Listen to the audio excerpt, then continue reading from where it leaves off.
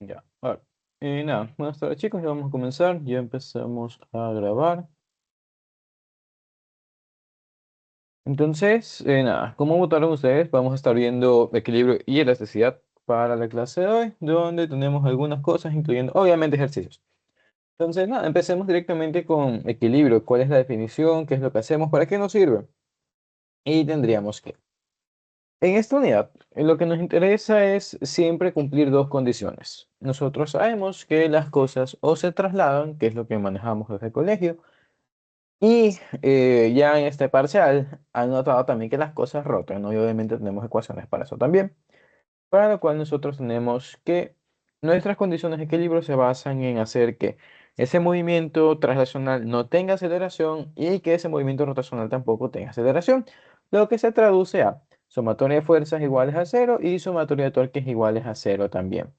Algo importante dentro de esto es que notamos, si recordamos lo que implica que la fuerza sea igual a cero, sabemos que fuerzas o torques iguales a cero no implican que no hay movimiento, sino simplemente que la aceleración lineal es constante y para este otro que la aceleración angular es constante. Y ambos tienen algo en común. Sabemos que el que una aceleración sea cero implica que no tenemos cambios en la velocidad y sabemos que esto implica que tenemos velocidades constantes, ya sea una velocidad translacional o una velocidad angular.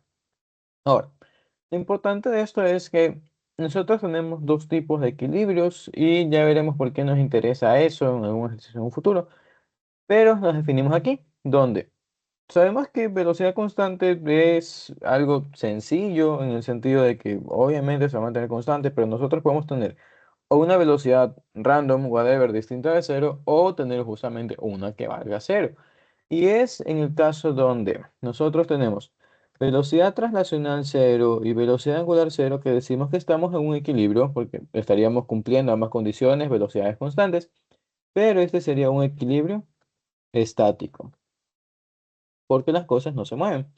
Pero si es que nosotros tenemos una velocidad distinta de cero y una velocidad angular también distinta de cero, y obviamente seguimos manteniendo con que la aceleración translacional y aceleración angular son ambas cero, estamos con un equilibrio, pero sería un equilibrio dinámico, donde las cosas sí se están moviendo y rotando. Pero bueno, una vez más, lo importante para nuestros ejercicios es plantear fuerzas iguales a cero, torques iguales a cero. Y eso nos lleva a un par de ejemplos. Esto está bastante sacado del libro, espero que lo hayan leído, pero bueno, aquí nos encontramos con un ejemplo bastante sencillo. Tenemos un disco, el cual está sometido a tres fuerzas.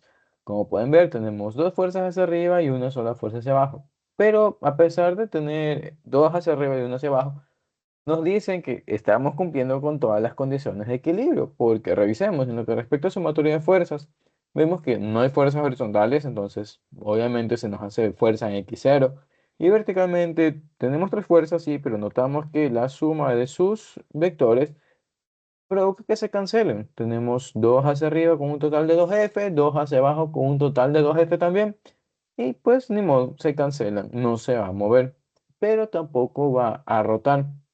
Veríamos que esto sucede porque nuestro torque neto alrededor del eje que está aquí central va a ser igual a cero. Y nosotros podemos hacer esto, podemos demostrarlo con simplemente tomar tres puntos y plantear la sumatoria de torques. Así que vamos haciendo eso justamente. Diríamos que la fuerza de la izquierda es la fuerza A, la fuerza que está en el centro es la fuerza B y la fuerza que está a la derecha sería la fuerza C. Teniendo esto en mente, podemos hacer sumatoria de torques respecto a un punto.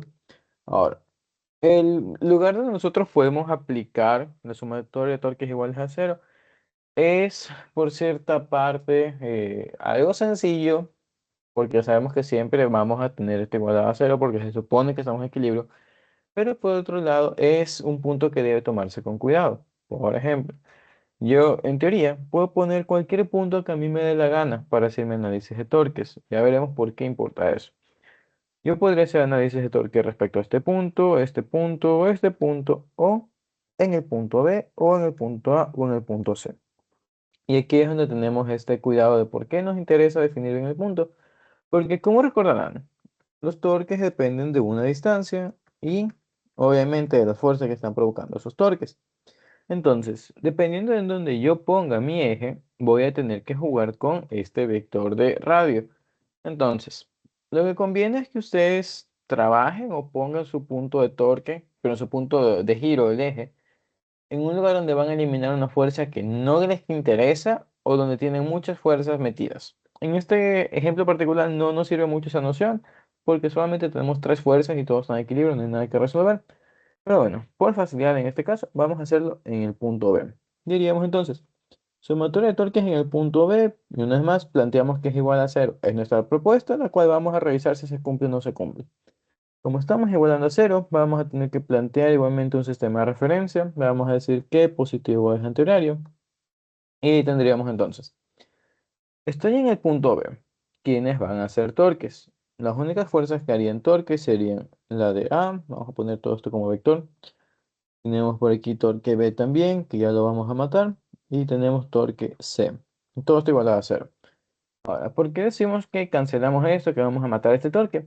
Porque notamos que si es que yo estoy definiendo que mi sumatorio de torques va a ser respecto al punto B, entonces sobre el punto B yo no tengo un vector de radio para la fuerza B, o tengo un vector de radio que mide cero, porque estamos colocándonos directamente encima de eso.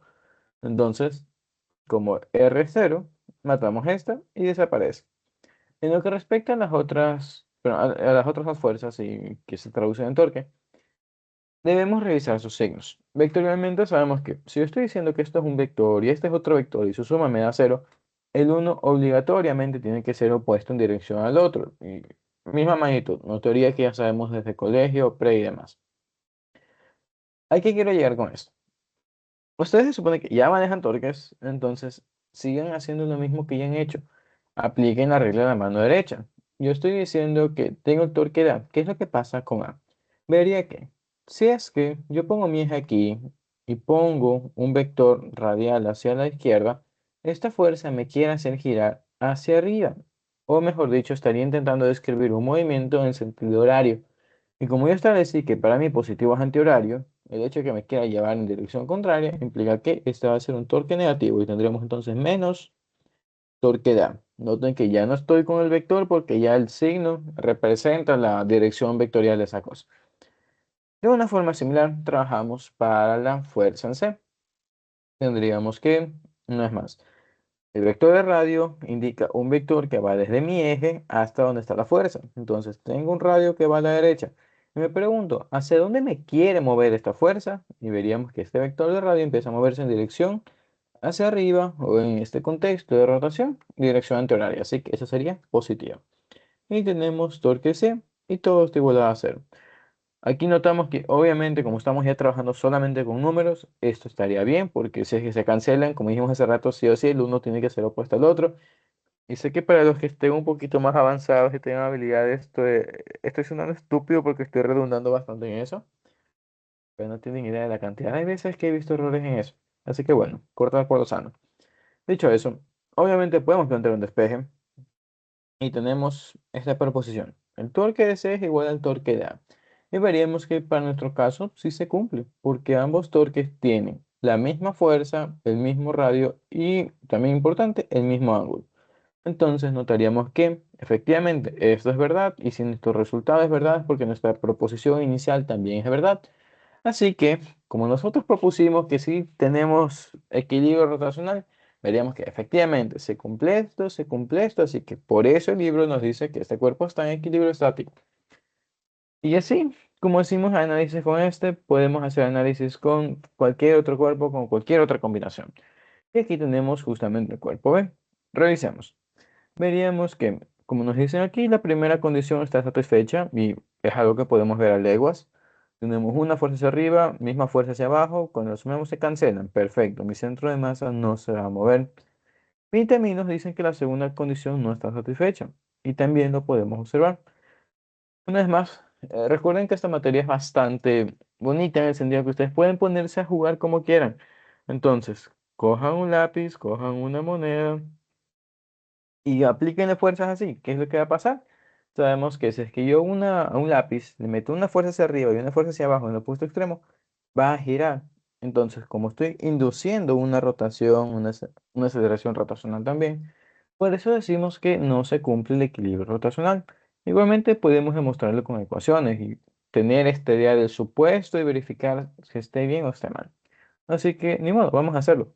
Vamos a tomar los mismos puntos hace rato, punto A, punto B y punto C, y diríamos que la sumatoria de torques respecto al punto B, perdón, va a ser igual a cero y tendríamos positivo, pero una vez más en dirección antihoraria, por manía. Entonces, mismo análisis hace rato. Tengo un vector radial hacia donde gira por la culpa de A. Ah, mira, este va a girar hacia arriba en dirección antihoraria. Entonces tendría menos torque A, ya solamente con magnitudes. En lo que respecta al torque de C, veríamos que este también nos quiere hacer girar en dirección antihoraria, pero también nos quiere hacer girar en dirección horaria, entonces también sería negativo. Y tenemos esto por aquí, que veríamos que de por sí ya está mal, porque la única forma en la que la suma de dos negativos me dé igual a cero es que ambos sean cero. Y nosotros vemos que no, nosotros sí tenemos fuerzas, sí tenemos radio, entonces es imposible que esto suceda. Podemos darle un poco más de desarrollo y tomar la misma idea de hace rato. Como tenemos los mismos radios, las mismas fuerzas y el mismo ángulo de 90, podemos abrir estas cosas y decir que ambos son iguales a menos fuerza por radio. Podemos obviamente juntarlas y aquí muere el problema. Y tenemos la misma noción de su momento. Y estoy diciendo que esto, que es un número cualquiera, es igual a cero. Y sabemos de matemáticas que si es que un resultado está mal, es porque mi propuesta inicial está mal. Entonces, como podemos ver, esta condición no está satisfecha y por eso es que justamente nos sale que está mal. Y así como podemos tener casos donde la sumatoria de torque sea cero, también existen casos donde la sumatoria de fuerzas va a ser igual a cero. Como este caso de aquí, donde nos encontramos, si bien la figura está un poco fea, tenemos la misma idea hace rato. Así que vamos a hacer análisis rápidamente y demostrar que la primera no se cumple. La primera obviamente no se cumple, no vemos dos fuerzas hacia arriba, ninguno que la contrarreste.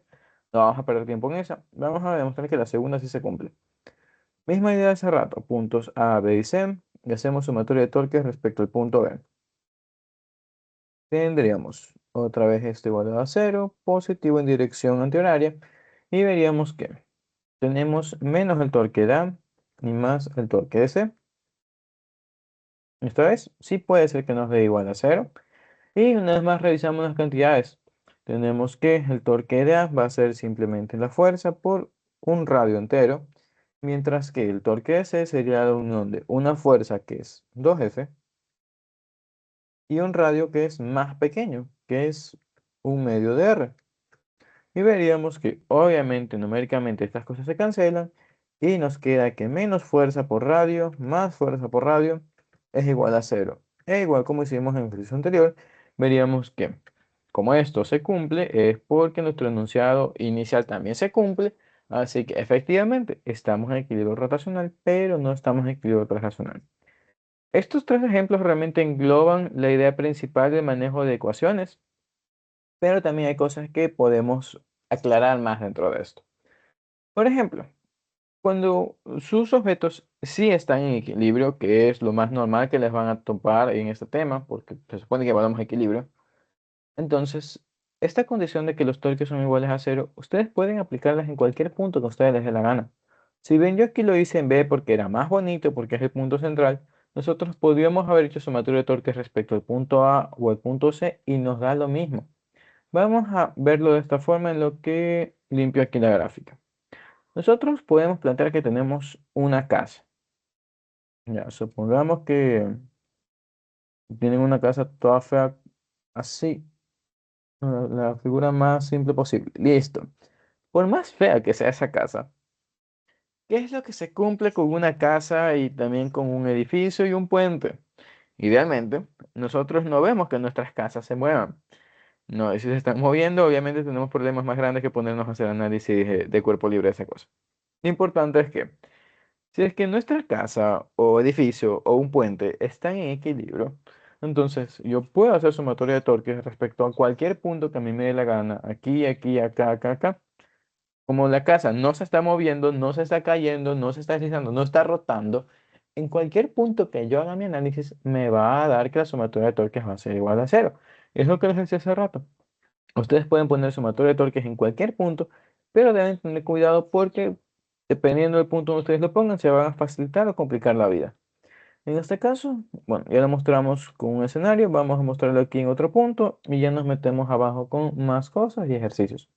Entonces, nada, vamos a decir que en este caso vamos a hacer análisis respecto al punto A y diríamos entonces, sumatoria de torques respecto al punto A va a ser igual a cero, positivo en la dirección antihoraria. Y tendríamos que ahora B sí hace torque, C también hace torque. Entonces tendríamos los torques de B más los torques de C. Listo. ¿Qué pasa con el torque de B? Veríamos que B respecto al punto A nos quiere hacer caer, nos quiere hacer bajar, nos quiere llevar en la dirección horaria. Entonces, según nuestro sistema de referencia, sería negativo y tenemos menos dos veces fuerza por R. Noten que a diferencia hace rato nosotros ya no tenemos solamente una fuerza por radio, sino que ahora tenemos dos. Y es lo que les estaba mencionando hace rato. Otra vez, sus torques dependen de la posición en la que ustedes están dibujando las cosas o dónde están poniendo su eje. Entonces, bueno, ya analizamos a B, veamos qué pasa con C. Con C vemos que sucede algo exactamente similar. Tenemos que su fuerza pues es simplemente una fuerza F, pero la distancia ahora, porque mi eje está por acá, ya no es una R, sino dos R. Y una vez más nos encontramos que efectivamente esto sí va a dar cero. Entonces, volvemos a la conclusión respecto a la casita que elegí hace rato. Si es que su sistema sí está en equilibrio, no importa el lugar que ustedes escojan para analizar, les va a dar que efectivamente está en equilibrio y ustedes podrán resolver sus cosas. Entonces, bajo esta idea, lo otro que nos queda para analizar es revisar las dos gráficas aquí de abajo. Como podemos ver, hay una falta de relación entre una cosa y otra. Ya que hago referencia con eso, veamos. Aquí nosotros sacamos que sumatoria de fuerzas o fuerza neta es igual a cero. Pero a pesar de eso, mi torque neto es distinto de cero. Y es porque aquí no se cumple que el torque neto sea igual a radio por una fuerza neta. Vamos a verlo por qué no sería. Por un lado, cuando yo estoy trabajando con mi fuerza neta, tengo mis vectores dispersos en muchos puntos. Entonces, como cada torque depende de cada radio, es algo ilógico y también de cierta forma estúpido que yo quiera representar todos los radios con un solo radio.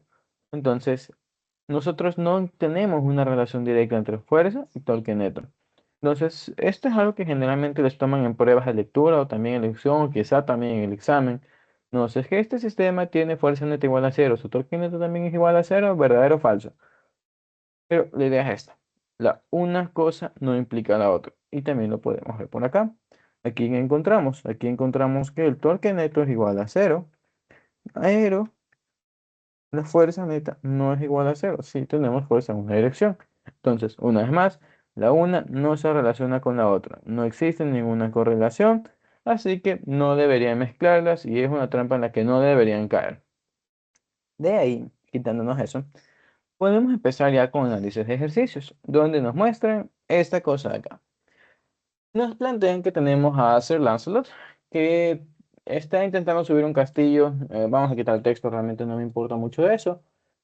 Lo que nos importa es que tenemos que hacer el diagrama de fuerzas y tenemos que encontrar cada una de las fuerzas que está planteado que siente esa escalera. Entonces, vamos a revisar qué es lo que sucede aquí. Y más allá de los gráficos que tenemos, vamos a utilizar nuestro sentido común. Así que vamos a revisar las cosas. Vamos a decir que nosotros tenemos la misma escalera. Vamos a dibujarlo por acá.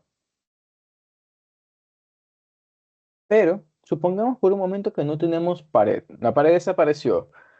La pared de la casa de Maduro que explotó y ya no hay pared. Entonces, ¿qué es lo que va a pasar con la escalera si está en el aire? Obviamente, si es que no hay ninguna pared en la que apoyarnos, nos vamos de cabeza. Entonces, pensemos en, si es que nosotros nos estamos yendo de cabeza, ¿qué es lo que evita que yo me vaya de cabeza cuando sí hay una pared?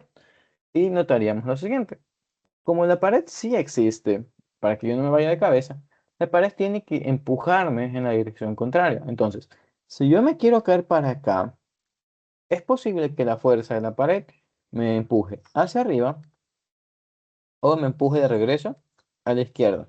Notaríamos que ambas cosas contrarrestan este movimiento en una dirección horaria. Pero la ventaja es que cuando nosotros analizamos este tipo de problemas, siempre podemos separar estas fuerzas en X y Y.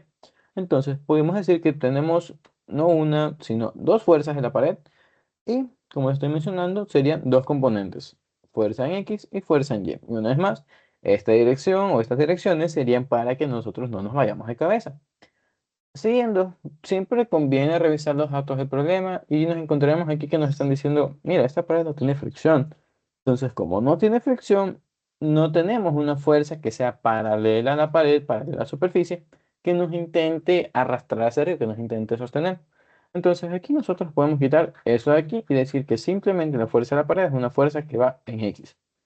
Y aquí terminaron una parte de nuestros problemas, pero vienen más. Así que vamos a revisar cuáles serían esos otros problemas. Supongamos que nosotros nos quitamos de la escalera, ya estamos flotando por un momento. ¿Qué es lo que pasa con la escalera? La escalera igualmente quiere caer, y justamente porque quiere caer es que la pared viene al rescate y evita que nos vayamos de cabeza. Pensemos ahora, ¿qué es lo que provoca ese movimiento? Y la respuesta sería el peso. La escalera tiene un peso, entonces deberíamos dibujarlo. Tenemos el peso de la escalera por aquí. Pero no es la única fuerza a la que está sometido, porque vamos a revisar este gráfico. Así como está, tenemos un objeto que vamos a descaracterizarlo como una partícula que siente dos fuerzas. Este objeto o esta partícula siente una fuerza que va hacia abajo y una fuerza que va a la izquierda. Y recordamos otra vez de colegio, pre y primer parcial, cuando yo tengo dos fuerzas, ¿qué es lo que puedo hacer con ellas? Porque son vectores, sumarlas. Y vería que, ah, mira, esto me va a dar una fuerza neta que me jala para acá. Y fuerza neta a su vez implica que hay una aceleración. Entonces, ¿qué es lo que sucede con este dibujo? Estaría mal porque yo sé que esta escalera está en equilibrio, es el enunciado. Entonces, ¿qué es lo que tiene que pasar? Tiene que haber una fuerza opuesta que cancele esta cosa de aquí provocada por estas dos. Entonces, ¿quién sería esa fuerza opuesta? Tenemos en sí dos. Primero, el suelo nos da fricción, que ya veremos a qué dirección asignarle, pero la otra sería la normal. La normal del suelo evitaría que nosotros seamos tragados por la tierra. Entonces, obligatoriamente tenemos una fuerza normal del suelo hacia arriba. Y ahora sí, revisamos la fricción. Sabemos que por definición la fricción es paralela a la superficie, igual que por su reto con la pared. En este caso la superficie es horizontal. Y como estaba mencionando, nosotros podemos tener o una fricción a la derecha o una fricción a la izquierda. Pero, otra vez, revisemos el sistema discretizado. Dijimos que verticalmente ya murieron las fuerzas, ya tenemos la normal que puede cancelar esta fuerza que va hacia abajo. ¿Qué sucede ahora? Ahora antes de nosotros plantear la fricción, veríamos que nos estamos quedando con una fuerza horizontal que va a la izquierda. Y si se supone una vez más, estamos en equilibrio. Y si quiero cancelar una fuerza que va a la izquierda, ¿con qué tendré que cancelarla? Con una fuerza que va a la derecha. Así que este sería el diagrama incompleto de nuestro sistema. Ya nos faltaría solamente meter una persona.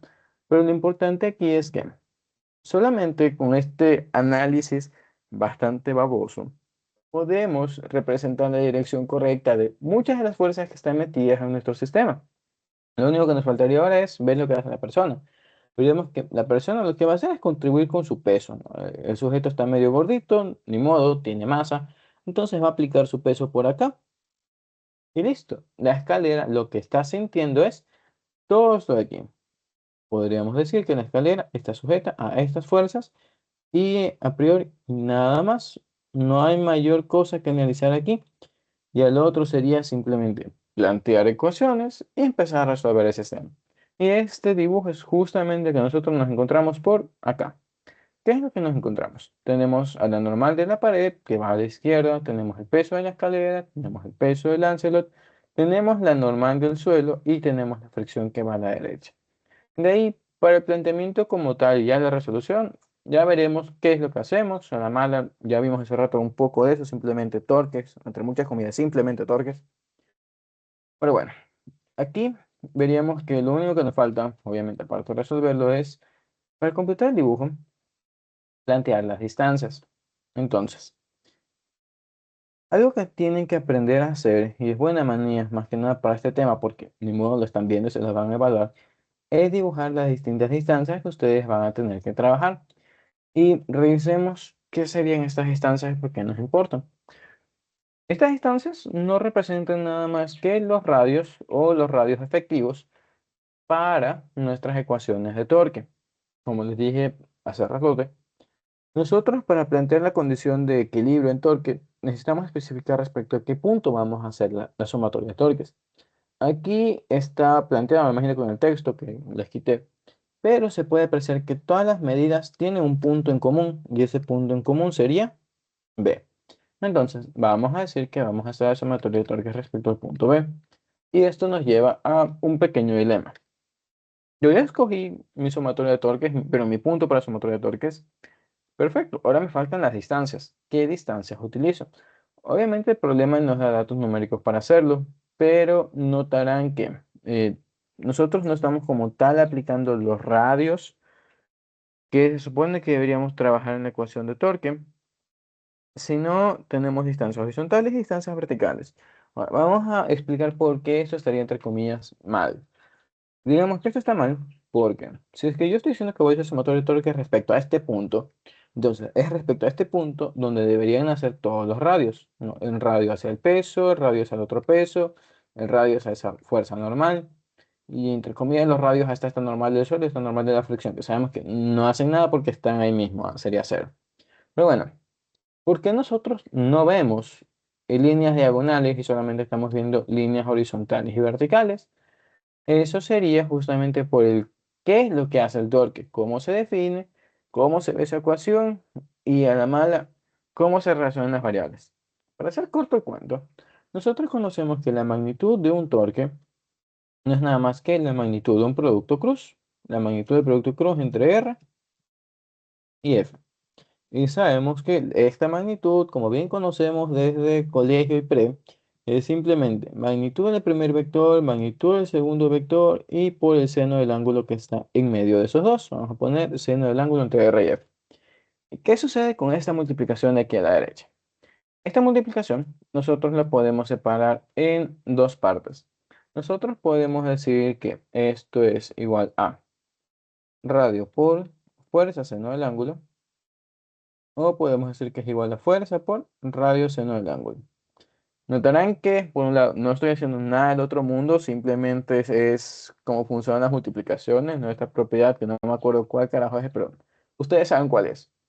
Lo importante aquí es que, si bien este reordenamiento parece algo estúpido porque no es nada trascendental, no es nada nuevo, me da ideas. Ideas respecto a realmente qué es lo que se hace en torque. Donde lo que nosotros hacemos realmente para evaluar torques es simplemente plantear. Si yo tengo un vector, lo que me interesa para plantear el torque es el otro vector, pero no completo. Me interesa solamente la componente perpendicular de ese vector a mi primer vector. Lo que me interesa es la componente perpendicular de fuerza a mi radio.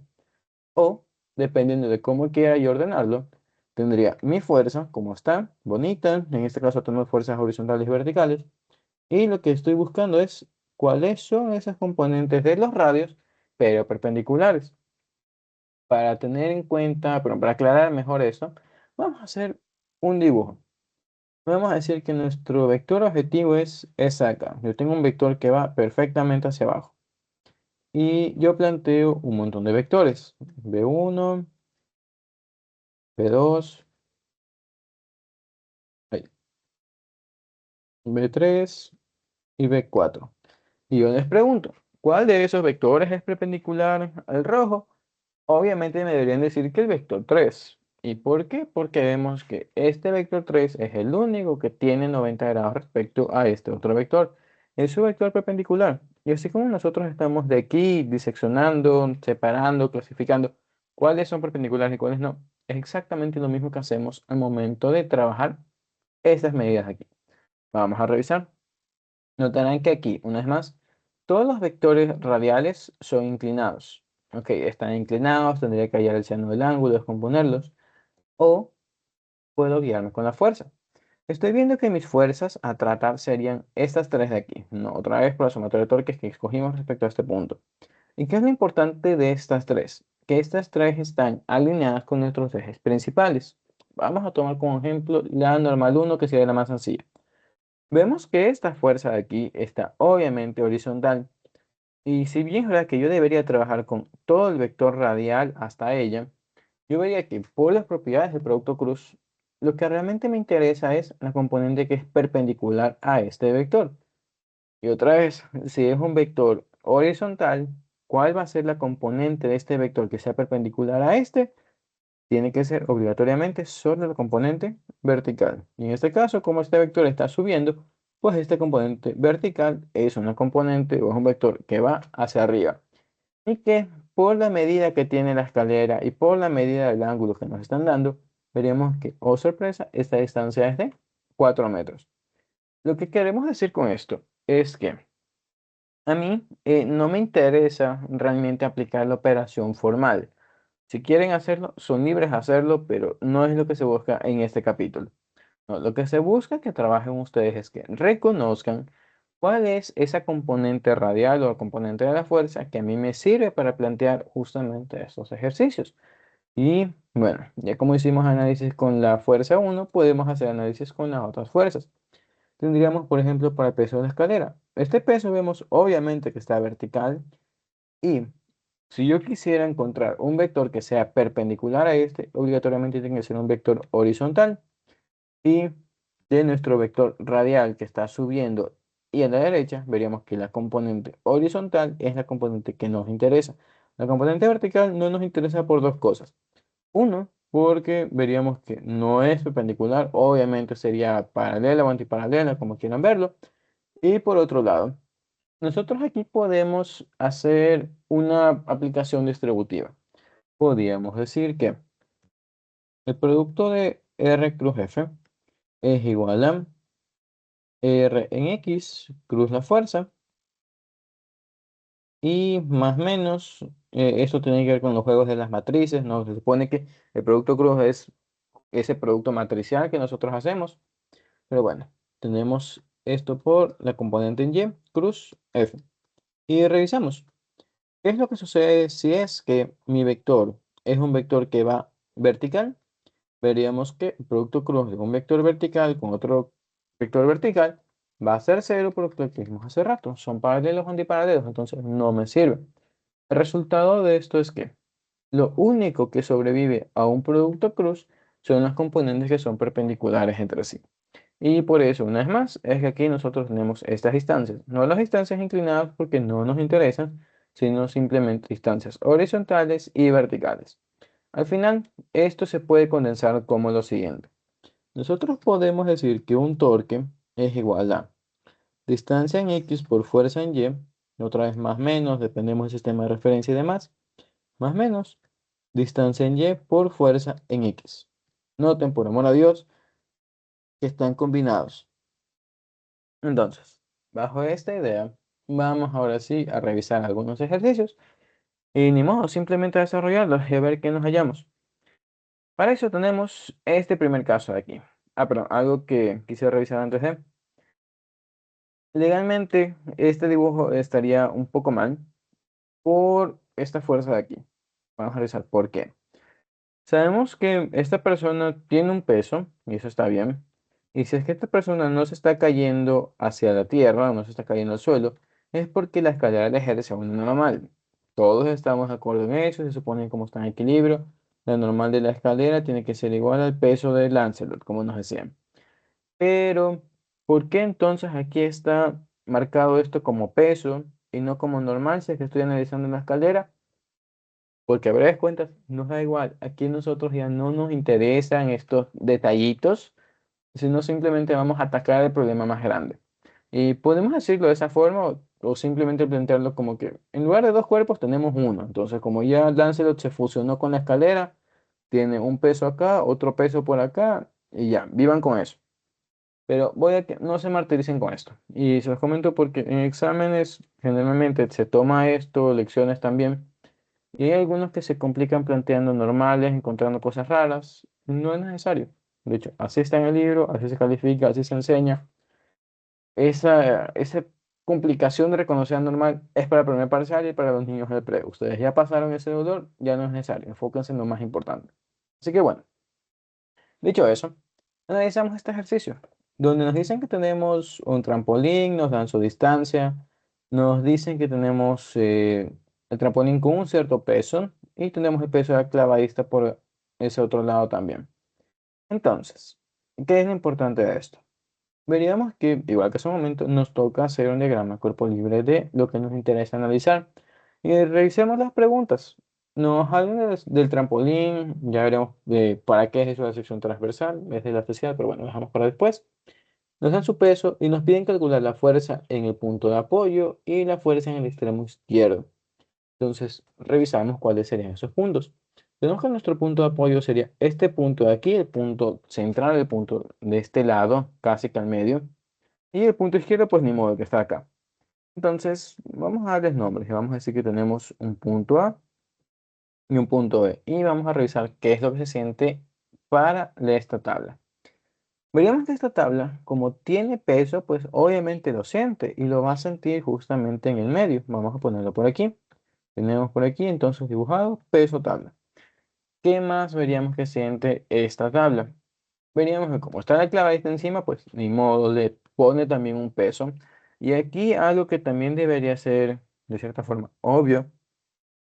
Si ella está a la derecha, no podemos poner el peso de la clavadista aquí a la izquierda, en el medio, aquí, porque ella no está ahí. La fuerza está siendo aplicada a toda la derecha. Entonces, así donde está aplicada ella, donde está para ella, ahí es donde ponemos la fuerza. Y tendríamos una vez más fuerza de clavadista. No normal de clavadista, ya expliqué, no es relevante. Entonces, revisamos lo que nos queda en este momento. Veríamos que, igual que pasó hace rato con la escalera, si nosotros dejamos el dibujo así, estaría mal. Tenemos dos fuerzas que van hacia abajo y legalmente ese sistema debería estarse cayendo, debería estarse siendo tragado por la tierra. Entonces, debe haber algo que nos apoye, algo que deba empujarnos hacia arriba. Y aquí es donde revisamos el resto del dibujo, el resto de la información. ¿Qué es lo que tiene que hacer el punto B? Primero, nos dicen que es un punto de apoyo y nosotros podemos revisar. Si es que yo corto toda esta parte de aquí de la plataforma esta, veríamos que la escalera se va de cabeza. Pero justamente no se va de cabeza porque tenemos que este punto existe. Entonces, si es que sí en ese punto se va de cabeza, cuando sí está el punto, implica que no se cae, si no se cae es porque este punto es el que tiene que obligadamente estarnos empujando hacia arriba. Así que pondríamos aquí fuerza del punto B. Y después de esto, pues nos tocaría revisar qué es lo que hace el punto A. Para esto, nosotros podemos asimismo revisar sumatoria de torques. Podemos hacerlo respecto al punto de apoyo porque, ni modo, ese es el punto en que vamos a rotar. Entonces, veríamos que si hacemos sumatoria de torques respecto a este punto, estos dos pesos nos quieren lanzar en la dirección horaria, nos quieren hacer caer. Entonces, ¿qué necesitamos nosotros para no caer en la dirección horaria? Alguien que nos empuje en la dirección antihoraria. Y veríamos que ese tiene que ser el punto A. Por dos cosas. Uno, porque es el papel que le toca, así como ahora en dinámica rotacional, que vieron que la fricción no siempre va hacia donde ustedes quieren, sino a donde le toca para que no haya deslizamiento. Es una fuerza responsiva. Y por otro lado, también diríamos que la fuerza de A tiene que estar apuntando hacia abajo porque noten la geometría que tiene. Esta tabla está ligeramente metida por debajo de este soporte. Cuando la tabla quiera girar para acá, cuando quiera doblarse, este lado quiere empujarse hacia arriba. Pero ¿por qué no se empuja hacia arriba? Porque este soporte está evitando que se vaya hacia arriba. Y para evitar que se vaya hacia arriba, nos tienen que empujar obligatoriamente hacia abajo. Y bueno, ese en sí sería el análisis físico de lo que estamos escribiendo. O el análisis, vamos a hacer aquí con ecuaciones y dibujitos. Pero una vez más, ustedes pueden demostrar esto simplemente experimentando. Y para eso, déjenme prender cámara. Ya, ahí está prendida. ¿Cómo están? Una vez más, podemos trabajarlo con plumas, reglas y lápices. Entonces, vamos a decir que este lápiz es justamente esta cosa, este trampolín. A sorpresa de nadie, si mi punto de apoyo está a la izquierda, se cae por el peso mismo del lápiz. ¿Qué nos va a pasar? Si es que encima del peso, yo la parte lo estoy empujando más hacia abajo, se cae más rápido, tenemos más aceleración.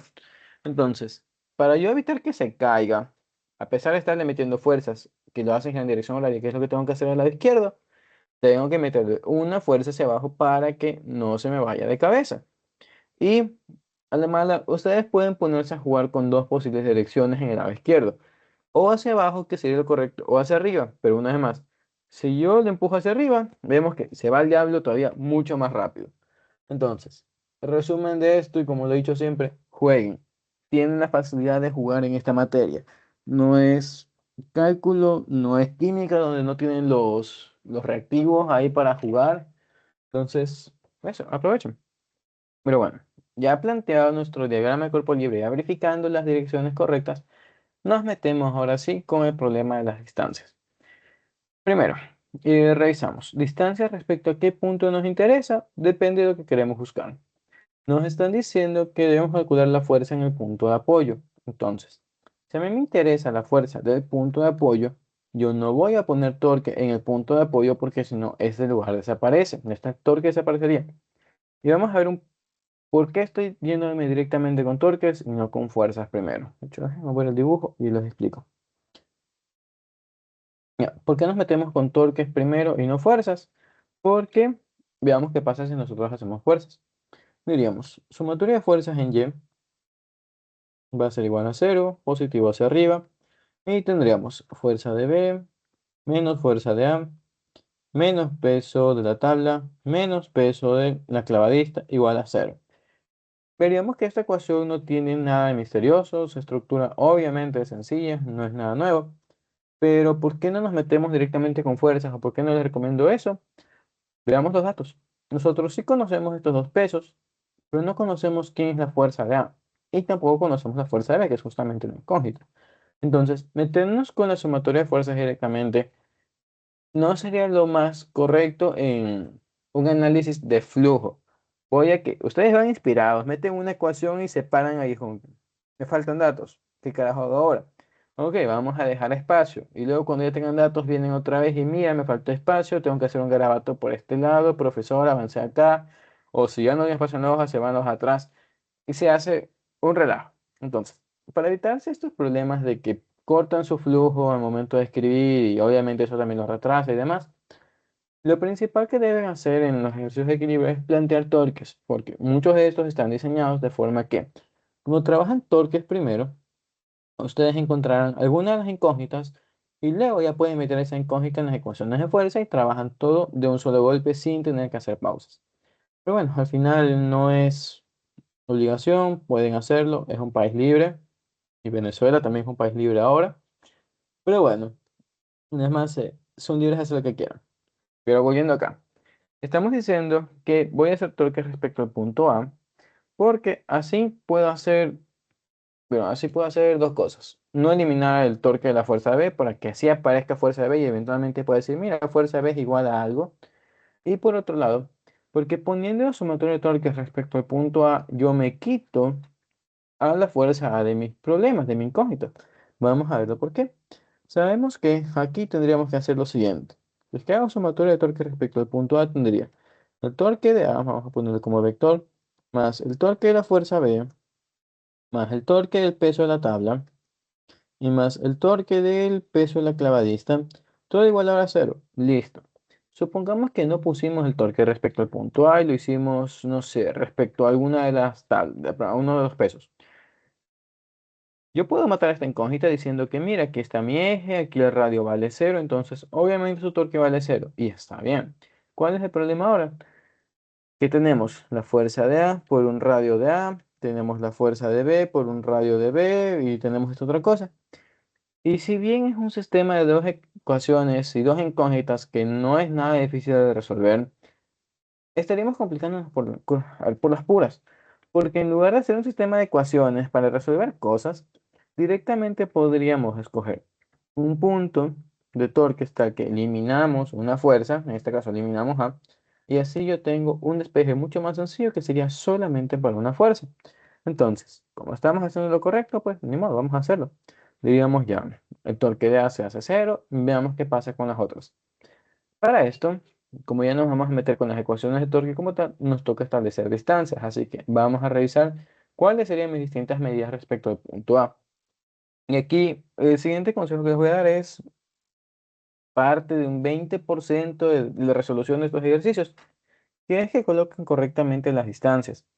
¿Dónde? veríamos que si es que yo voy a hacer torque respecto al punto A y tengo tres fuerzas, entonces debería tener tres distancias en mi gráfico.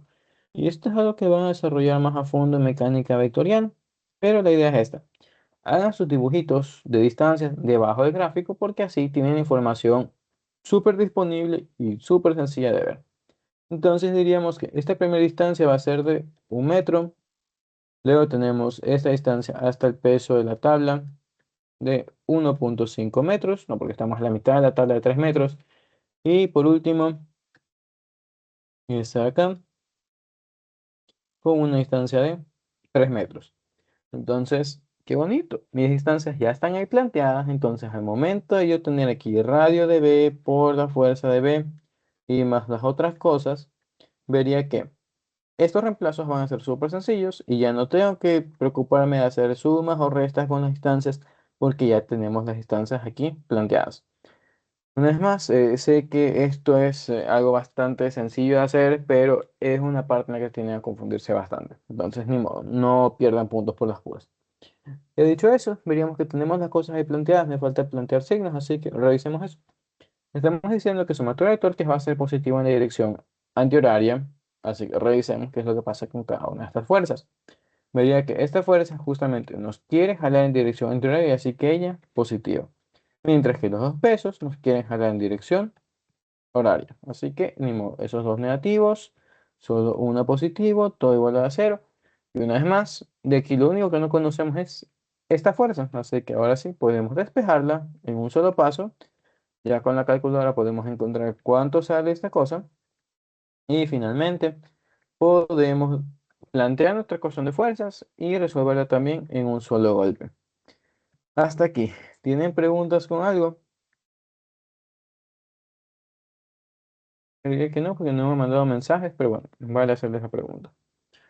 Vamos a revisar esto y tendríamos radio de la tabla, ya tenemos 1,5, el peso de la tabla que sería 280. Tenemos el radio hasta la clavadista de 3 metros, tenemos el peso del clavadista de 500 y tenemos debajo el radio de B que sería 1 metro nada más. Con esto veríamos que la fuerza de B nos sale de 1920 newtons. Y ahora sí. Planteando la ecuación de fuerzas, diríamos que como ya conocemos la fuerza de B, despejamos la fuerza de A. Tenemos entonces fuerza de A es igual a toda esta cosa de aquí. Perdón. Y ya, obviamente sería simplemente meter números allá. No lo vamos a hacer para no perder tiempo, pero reitero, la idea es esa. Entonces, veamos el nuevo recetario. Primero, un análisis del sistema para yo saber cuáles deben ser las direcciones de mis fuerzas. Después de esas direcciones y ya tener mi grafiquito bonito, el diagrama cuerpo libre, podemos hacer justamente este dibujo de las distancias al plantear cuál va a ser mi punto de rotación y ya luego ecuaciones, donde una vez más, al momento de plantear sus ecuaciones, primero deberían resolver la ecuación de torques y luego la ecuación de fuerzas. Yo eso, vamos a poner en práctica, vamos a hacer este un poco más rápido, a ver qué nos sale. Tenemos entonces algo similar, tenemos una varilla que nos dicen que es una viga. Esta viga tiene dos soportes en los puntos A y B. Y encima de ello tenemos a un niño, creo que era un niño, simplemente una persona, pero bueno. Tenemos a alguien, ya, un niño está ahí. Tenemos un niño que está moviéndose desde A hasta B y de hecho se va más a la derecha. Nos preguntan entonces, después de hacer el gráfico, el diagrama de cuerpo libre con todos los elementos, deberíamos encontrar qué tanto espacio después de B, o después del punto de la derecha, puede este niño moverse a la derecha sin que se incline la viga. Y después de eso nos preguntan justamente a qué distancia del extremo derecho de la viga debe estar el punto B para que el niño pueda caminar hasta el extremo sin inclinar la viga. Tenemos dos problemas aquí. Vamos a reducirlo a algo todavía mucho más sencillo que debería ser fácil de comprender. Supongamos que en lugar de dos soportes tenemos un solo soporte aquí en medio. ¿Qué pasa si es que yo pongo al niño ligeramente a la derecha? Obviamente, toda esta balanza se nos va a caer, se va de cabeza todo el sistema, el niño también y tiene un accidente. Pero bueno, ¿por qué se va de cabeza? Vamos a pensar en eso. Las cosas se caen cuando sus centros de masa ya no tienen un soporte, o mejor dicho, las cosas se caen cuando los centros de masa están fuera del área de soporte. Vamos a dibujar esto y vamos a pensar en dónde nosotros hemos experimentado esta situación. Nosotros sabemos que, si bien generalmente tenemos esta forma, podemos dibujar nuestros pies. Y ahora, ¿por qué voy a eso? Nosotros sabemos que podemos inclinarlos ligeramente hacia el frente, ligeramente hacia atrás. Vamos a hacer una inclinación hacia el frente. Tendremos que, si es que estos somos nosotros y estamos inclinados hacia el frente, nos caemos, pero no nos caemos apenas nos inclinamos hacia el frente, sino sabemos que nos caemos cuando nos pasamos de cierta inclinación crítica. Y esa inclinación crítica o ese ángulo crítico es un ángulo tal que su centro de masa está por delante o por atrás de sus pies. Y esa es la razón por la que se cae realmente cualquier cosa. Nosotros podemos hacer que nuestros soportes presentan un área. Y si es que nuestro centro de masa sale de ese área, es ahí donde, simplemente como ya no tenemos un soporte debajo nuestro porque estamos fuera del área de soporte, nos vamos de cabeza, nos caemos. Y bueno, justamente esa es la razón por la que los camiones cuando están tomando a veces curvas se vuelcan o simplemente cuando están cogiendo caminos muy empinados se vuelcan. Y el libro tiene gráficos de eso, creo que no los recorté, pero vamos a dibujar uno sencillo. Pero déjame justamente robar ese gráfico. Y volvemos para acá. Déjame buscarlo.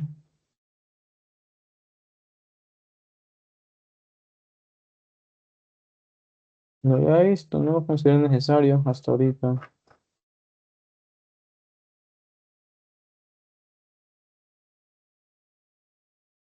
Ya,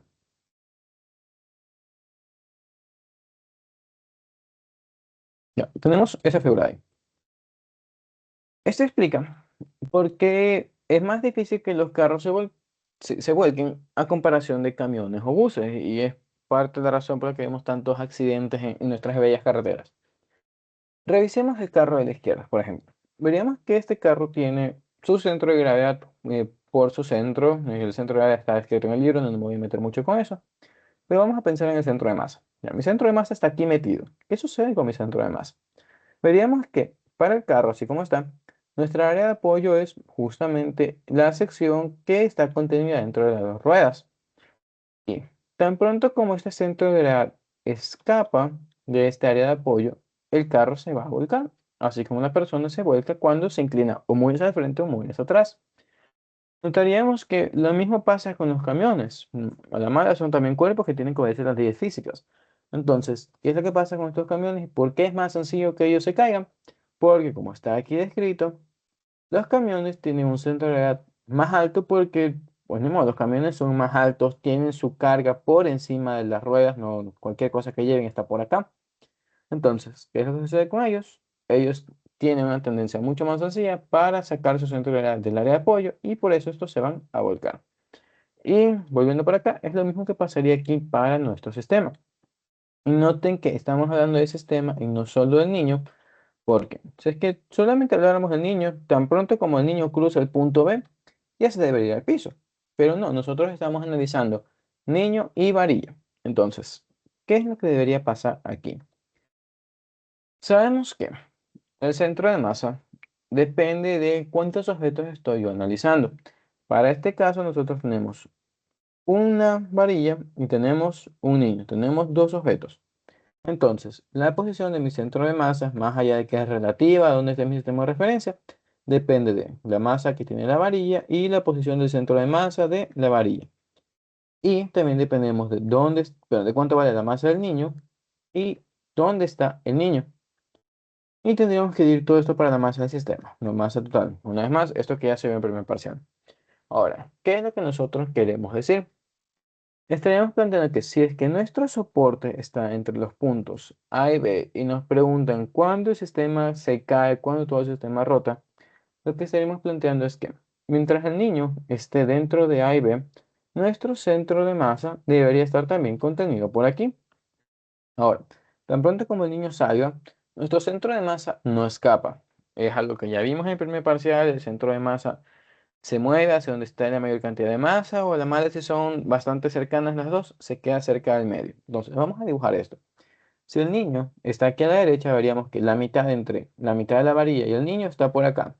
Veríamos que el centro de masa todavía no se cae, todavía está dentro del área de apoyo. ¿Qué pasa si el niño ahora se va más a la derecha? Pues el centro de masa también tiene que moverse un poco más a la derecha. Y así hasta que eventualmente el niño esté ya muy lejos, quizá no hasta el borde, quizás hasta el borde, sabrá Dios, es lo que tenemos que encontrar. Y cuando ya el niño esté muy alejado, el centro de masa también lo sigue. Y tan pronto como cruce el punto B, ahí sí nuestro centro de masa está fuera del área de soporte y todo se va de cabeza. Así que eso es lo que tenemos que encontrar. ¿En dónde carajo está metido el niño para que mi centro de masa esté en el mismo lugar que el pivote B? Así que ahora sí, vamos a revisar datos y vamos a ver qué es lo que podemos hacer. ¿Qué es lo que podemos revisar aquí? Veamos, tenemos esta vía uniforme de 9 metros de longitud. Vamos a dibujar todo eso. Vamos a meter esta ecuación por arriba. Ya, ya tenemos 9 metros. ¿Y qué más nos encontramos? Tenemos que estas dos cosas están separadas 5 metros. Pero además nos dicen que estamos en la mitad simétricamente. Entonces tenemos 2 metros a la izquierda y 2 metros a la derecha. El total de 9. Listo. Ya con eso en mente, entonces ya nos tocaría plantear el problema. Esto se puede hacer de dos formas. Una con centro de masa y centro de gravedad, que es lo que hemos estado hablando este rato, o también como tal con las nociones de equilibrio. Luego nos metemos con equilibrio, por ahora terminamos el problema como lo hemos planteado. Diríamos que respecto a un sistema de referencia que va a estar aquí a la izquierda, porque sí, porque va a ser más sencillo ahí, vamos a decir que ahí x es igual a cero. Nosotros plantearíamos que el sistema se cae cuando el centro de masa esté a una distancia de 7 metros. Entonces, vamos a hacer eso justamente. Diríamos, la posición de centro de masa es igual a 7. Tenemos la masa de la varilla. ¿Dónde está? Nos está dando el peso. Vamos a trabajar con gravedad 10 y vamos a decir que la masa de la varilla es de 30 kilogramos. Tenemos 30 por ahí y la posición de la varilla que sería de 2,5 metros. ¿No? La distancia desde aquí hasta el medio. Ah, perdón, 4,5, la varilla es 9. Ya, tenemos esto listo. Tenemos luego a la derecha la masa del niño, que debería ser un niño de 60 kilogramos, por la posición del niño, que es justamente lo que estamos buscando. Y todo esto debería estar sobre la masa total, donde tendríamos un total de 90 kilogramos. Como podemos ver, de aquí nuestra única incógnita es justamente la posición del niño, así que podemos hacer un despeje vago y encontrar justamente ese valor. Entonces, vamos a hacer eso, a ver cuánto nos sale. No lo voy a escribir porque no es difícil. Lo que nos estaría dando sería un total de... ya, tenemos que el X del niño es de 8,25 metros. Y tiene sentido, podemos revisar que está bien. Si estamos diciendo que todo el sistema se vuelca cuando el niño está en esa posición, implica que... Vamos a dibujar esto de nuevo. Si toda la varilla mide 9 metros y esto está a 7 metros, el niño está por acá. Entonces, es entendible que si el niño está aquí metido, ya estemos muy a la derecha y todo el sistema se vaya a caer. Entonces, hemos solucionado el problema. No vamos a hacerlo de mover el punto B de apoyo porque no me interesa extenderme mucho con este ejercicio. Tengo que descubrir todavía la parte de la necesidad. Así que vamos a tomar ahora el análisis, pero por torques. ¿Qué es lo que estaría pasando en torques? Vamos a hacer otra vez el análisis del dibujo. Veríamos que cuando este niño esté a la derecha, vamos a correr todo esto, su peso se siente en la posición de la derecha. Vamos a dibujar la tabla. Tendríamos que, por aquí está el peso del niño, peso niño. Por aquí en medio tenemos el peso de la tabla, o peso de la viga, como estábamos diciéndole. Y tanto en A como en B tenemos justamente las reacciones. Tenemos la normal de A y tenemos la normal de B. Y aquí es donde entra un siguiente análisis. Estamos diciendo que estamos a punto de romper el equilibrio porque vamos a empezar a rotar, pero por ahora seguimos en equilibrio. lo que implica que nosotros podemos aplicar la ecuación de sumatoria de torques. Así que podemos decir que sumatoria de torques respecto a algún punto va a ser igual a cero.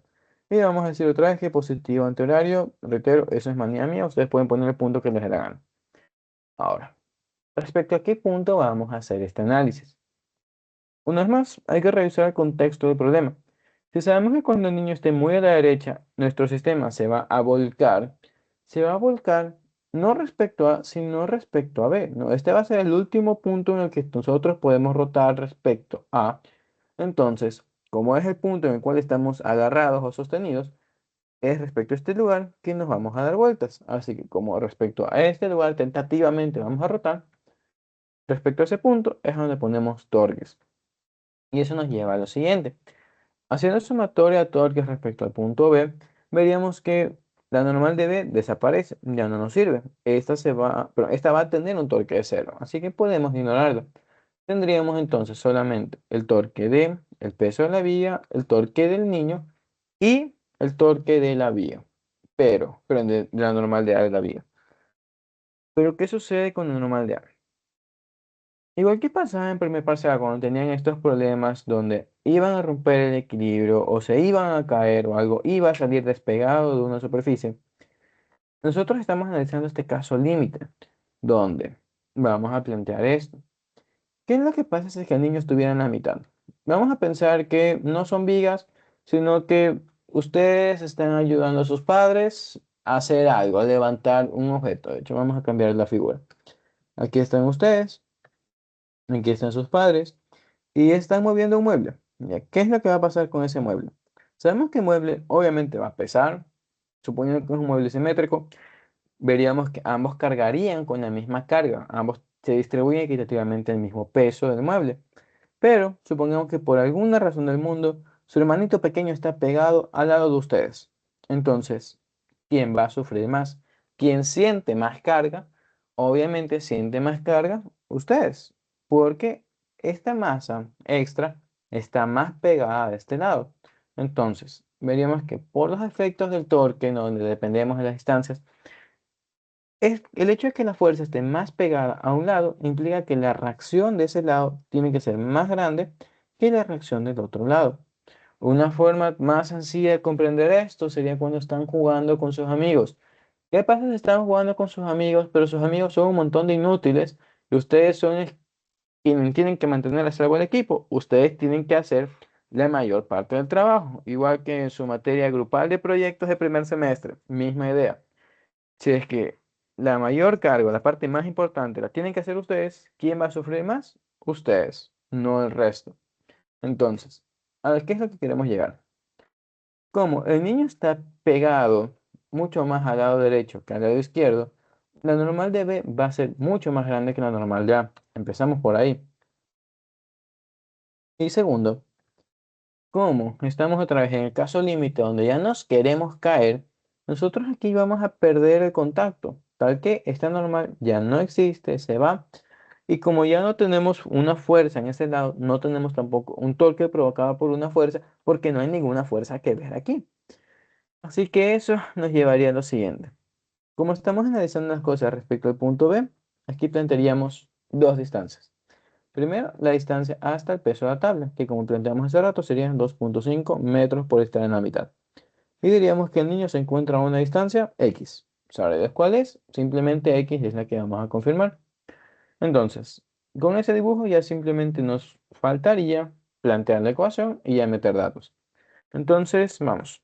Sumatoria de torques positivo en sentido antihorario tendríamos el peso de la viga por su distancia de 2,5 positivos, mientras que el niño nos quiere jalar en dirección horaria, así que es negativo. Peso niño por la distancia x, esto igual a cero, y de aquí nosotros podemos despejar la x, ¿no? Y esto sería igual a, vamos a ver los datos de nuevo.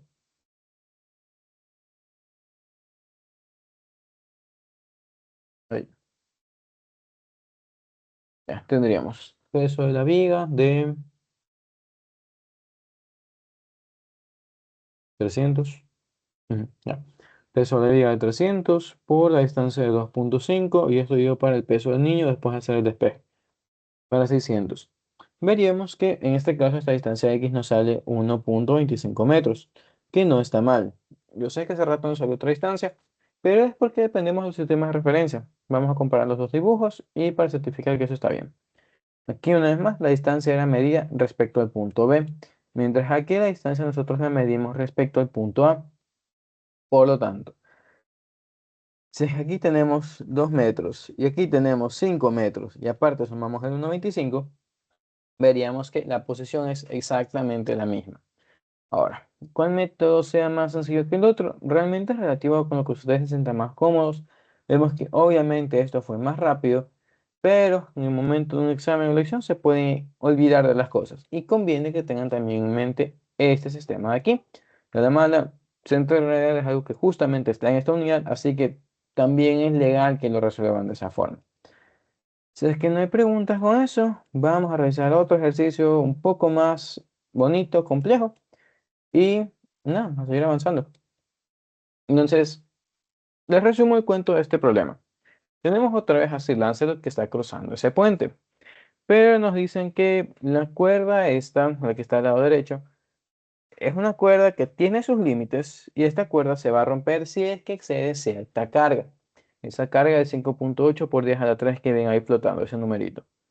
Entonces, con los datos del caballo, Lancelot y la plataforma, nos piden conocer qué es lo que va a pasar. Si es que el cable se va a romper antes de que él llegue al otro lado, y de ser el caso, ¿a qué distancia del castillo estará el centro real del caballo más el jinete cuando se rompa el caballo? Básicamente, ¿dónde estarán ellos cuando el cable haga plop? Entonces, vamos a revisar este sistema y vamos a verificar primero si es que sí se va a romper. Hacemos un análisis igual que hicimos hace un momento. Planteamos una gráfica, en este caso de una tabla. ¿Qué es lo que siente esta tabla? Siente tres cosas. Primero, siente un soporte en el punto izquierdo, porque a la mala, si es que no tuviéramos una fuerza que nos sostenga, nuestro puente se va de cabeza. Pero bueno, su dirección la planteamos dentro de un momento. Diríamos que en el centro tenemos el peso del puente y en algún lado nosotros tenemos también el peso del caballo. Por facilidad vamos a ponerlo en este caso al lado izquierdo. Y bueno, a la derecha tenemos la tensión, que como sabemos, toda la tensión debe ir en la dirección de la cuerda y en este caso sería una tensión que va hacia arriba. Veríamos ese sistema y ahora sí nos enfocamos en qué es lo que tiene que pasar en este punto para que esté en equilibrio. Una vez más, nosotros podemos hacer análisis de muchas cosas, análisis de torques, análisis de fuerzas y demás, pero vamos a enfocarnos ahora en el torque. ¿Cómo debería comportarse este sistema para que no rote? Nosotros podemos analizar este punto y veríamos que si es que hacemos sumatoria de torque respecto al centro del puente, tenemos el peso del caballo y la tensión. Y como están dibujados ambos, ambos nos estarían intentando hacer rotar en la dirección antihoraria. Y si bien es verdad que yo siempre pongo positivo antihorario, nuestra idea no es obligar que las cosas roten en sentido positivo, nuestra idea es evitar que roten. Entonces, si es que tanto el peso del caballo como la tensión están provocando que se gire en dirección antihoraria, entonces aquí obligadamente debemos tener una fuerza direccionada para que esto no suceda. Y la respuesta más sencilla sería plantear que aquí tenemos una fuerza vertical hacia arriba, porque así, el peso del caballo quiere ir en dirección antihoraria. La tensión también nos lleva en dirección antihoraria. Pero esta fuerza, vamos a llamarla fuerza A, nos obliga a girar en la dirección antihoraria y como ahora existe, es posible y de hecho ella tiene que ser la responsable de cancelar, matar a los otros torques y así logramos un torque de cero. Así que ya ubicada esa fuerza, nosotros ahora sí nos podemos meter con ecuaciones. Al menos la primera para verificar esto de aquí, si se va a romper el cable o no. Veamos. Si es que el caballo estuviera totalmente a la izquierda, y bajo este análisis que hicimos hace un momento del mueble y su hermanito parado encima del mueble, veríamos que si es que el caballo estuviera aquí, recién están saliendo, quien se está cargando todo el peso del caballo es la fuerza de A. Aquí a la derecha no se siente nada, no son ni cosquillas. Aquí decimos, está fácil, la tensión es baja porque no estoy cargando nada. Pero conforme el caballo vaya se moviendo a la derecha, veríamos que esta tensión tiene que ir aumentando porque, pues ni modo, el caballo se está acercando más hacia él. Veríamos que el caballo puede hacer una pausa en el punto central y aquí nosotros diríamos que porque en ese momento todas las masas están exactamente en el centro de la distribución de las ambas fuerzas. Entonces, obviamente, tanto la fuerza de la izquierda como la derecha tienen que ser iguales y eso estaría bien, no hay problema. ¿A cuánto tendrían que valer? Pues ni modo, podemos hacer el cálculo con esos números que están ahí, pero como ya he hecho el ejercicio, creo que no nos sale suficiente para romper la cuerda. Pero veríamos que el caballo no se detiene ahí. Así como el caballo en algún momento estuvo a toda la izquierda y por eso la izquierda es la que más sufría, habrá un momento, si es que no se rompe la cuerda, en el que el caballo tendrá que estar a la derecha todo lo más posible y aquí quien aguanta más va a ser justamente la tensión. Entonces, aquí es donde nosotros podemos revisar si es que se va a romper o no la cuerda, porque nosotros podemos asumir esta configuración y preguntarnos, si es que el caballo está ahí, ¿cuánto vale la tensión? Y con eso nosotros podemos comparar con este valor y pues ni modo, ver si se rompe o no, y como sí se va a romper, luego nos va a tocar preguntar dónde está el caballito para que no se rompa y encontrar ese punto. Así que antes de meternos con la segunda parte, resolvamos esto. Diríamos que como nos interesa la tensión y no conocemos la fuerza A, y eso es un problema para más adelante, entonces vamos a poner torque respecto al punto A y así nos quitamos el torque de esta. No aparece en nuestro sistema de ecuaciones. Así que tendríamos que sumatoria de fuerzas en A, pero sumatoria de torques en A va a ser igual a cero, positivo en la dirección antihoraria. Y tendríamos que, respecto al punto A, yo tengo las distintas distancias para las distintas fuerzas. Como el puente es de 12 metros, veríamos que aquí existen 6 metros y hasta donde están todas las otras fuerzas tenemos 12 metros en total. Entonces, veríamos primero el peso del puente. Diríamos que tenemos el torque del peso del puente en negativo menos peso puente con una distancia de 6. Y después de eso tenemos el peso del caballo. Una vez más, el caballo nos estaría haciendo girar en dirección horaria. Entonces también negativo, menos peso caballo por su distancia de 12. Y a esto tendríamos que sumarle la tensión por la distancia de 12 también, y todo igual a cero. De aquí vamos a hacer el despeje. Rápidamente sacaríamos que va a ser igual a el peso del caballo y esto más el peso del puente sobre 2. Después de hacer las cancelaciones, esas cosas. Y ahora sí podemos revisar. Tendríamos el caballito y con lance montado, valen 600. El puente este tiene una masa de 200 para 200. Y el número puro que nos estaría saliendo ahí sería 700, pero noten lo que yo estaba mencionando solamente masas. Masas 700 kilogramos en total. Por lo tanto, su peso trabajando con gravedad 10, porque sí, porque me da pereza trabajar con otro valor, sería de 7000 newtons. Y obviamente 7000 newtons es mayor a esto. Entonces, lo que estaríamos diciendo es que nuestro sistema sí va a estar en equilibrio, pero para que esté en equilibrio, la tensión tiene que superar esa tensión máxima de ruptura que tiene. Y obviamente no es la que va a pasar y veríamos que, como la tensión en este punto es de 7000, hace rato que nosotros sobrepasamos el límite, por lo tanto, el caballo no llegó aquí, sino que tiene que estar por acá. Y eso ya nos representa lo último que tenemos que hacer con el problema. Ya sabiendo que si se rompió esta cosa, nos tocaría dibujar un nuevo diagrama planteando que nuestro caballo está por aquí a la izquierda y a una distancia X. Y es esa distancia X la que nosotros vamos a encontrar en este momento. Al final, la ecuación se maneja básicamente de la misma forma. No es necesario que nosotros cambiemos de punto para el análisis de torques, sino simplemente arreglar las distancias. Entonces, vamos a hacer eso justamente. Diríamos que, una vez más, para nuestra segunda parte del problema, la sumatoria de torques respecto al punto A es igual a cero. Como estamos respecto al mismo punto A, pues la distancia del peso del puente y la distancia de la tabla pero la tensión se van a mantener 6 y 12 respectivamente. Lo único que estaría cambiando es la distancia para el caballito, así que arreglamos esto, lo ponemos como nuestra incógnita y ya conociendo cuál es la tensión máxima, pues veríamos que de esta ecuación lo único que no conocemos es X. Así que vamos a encontrarlo.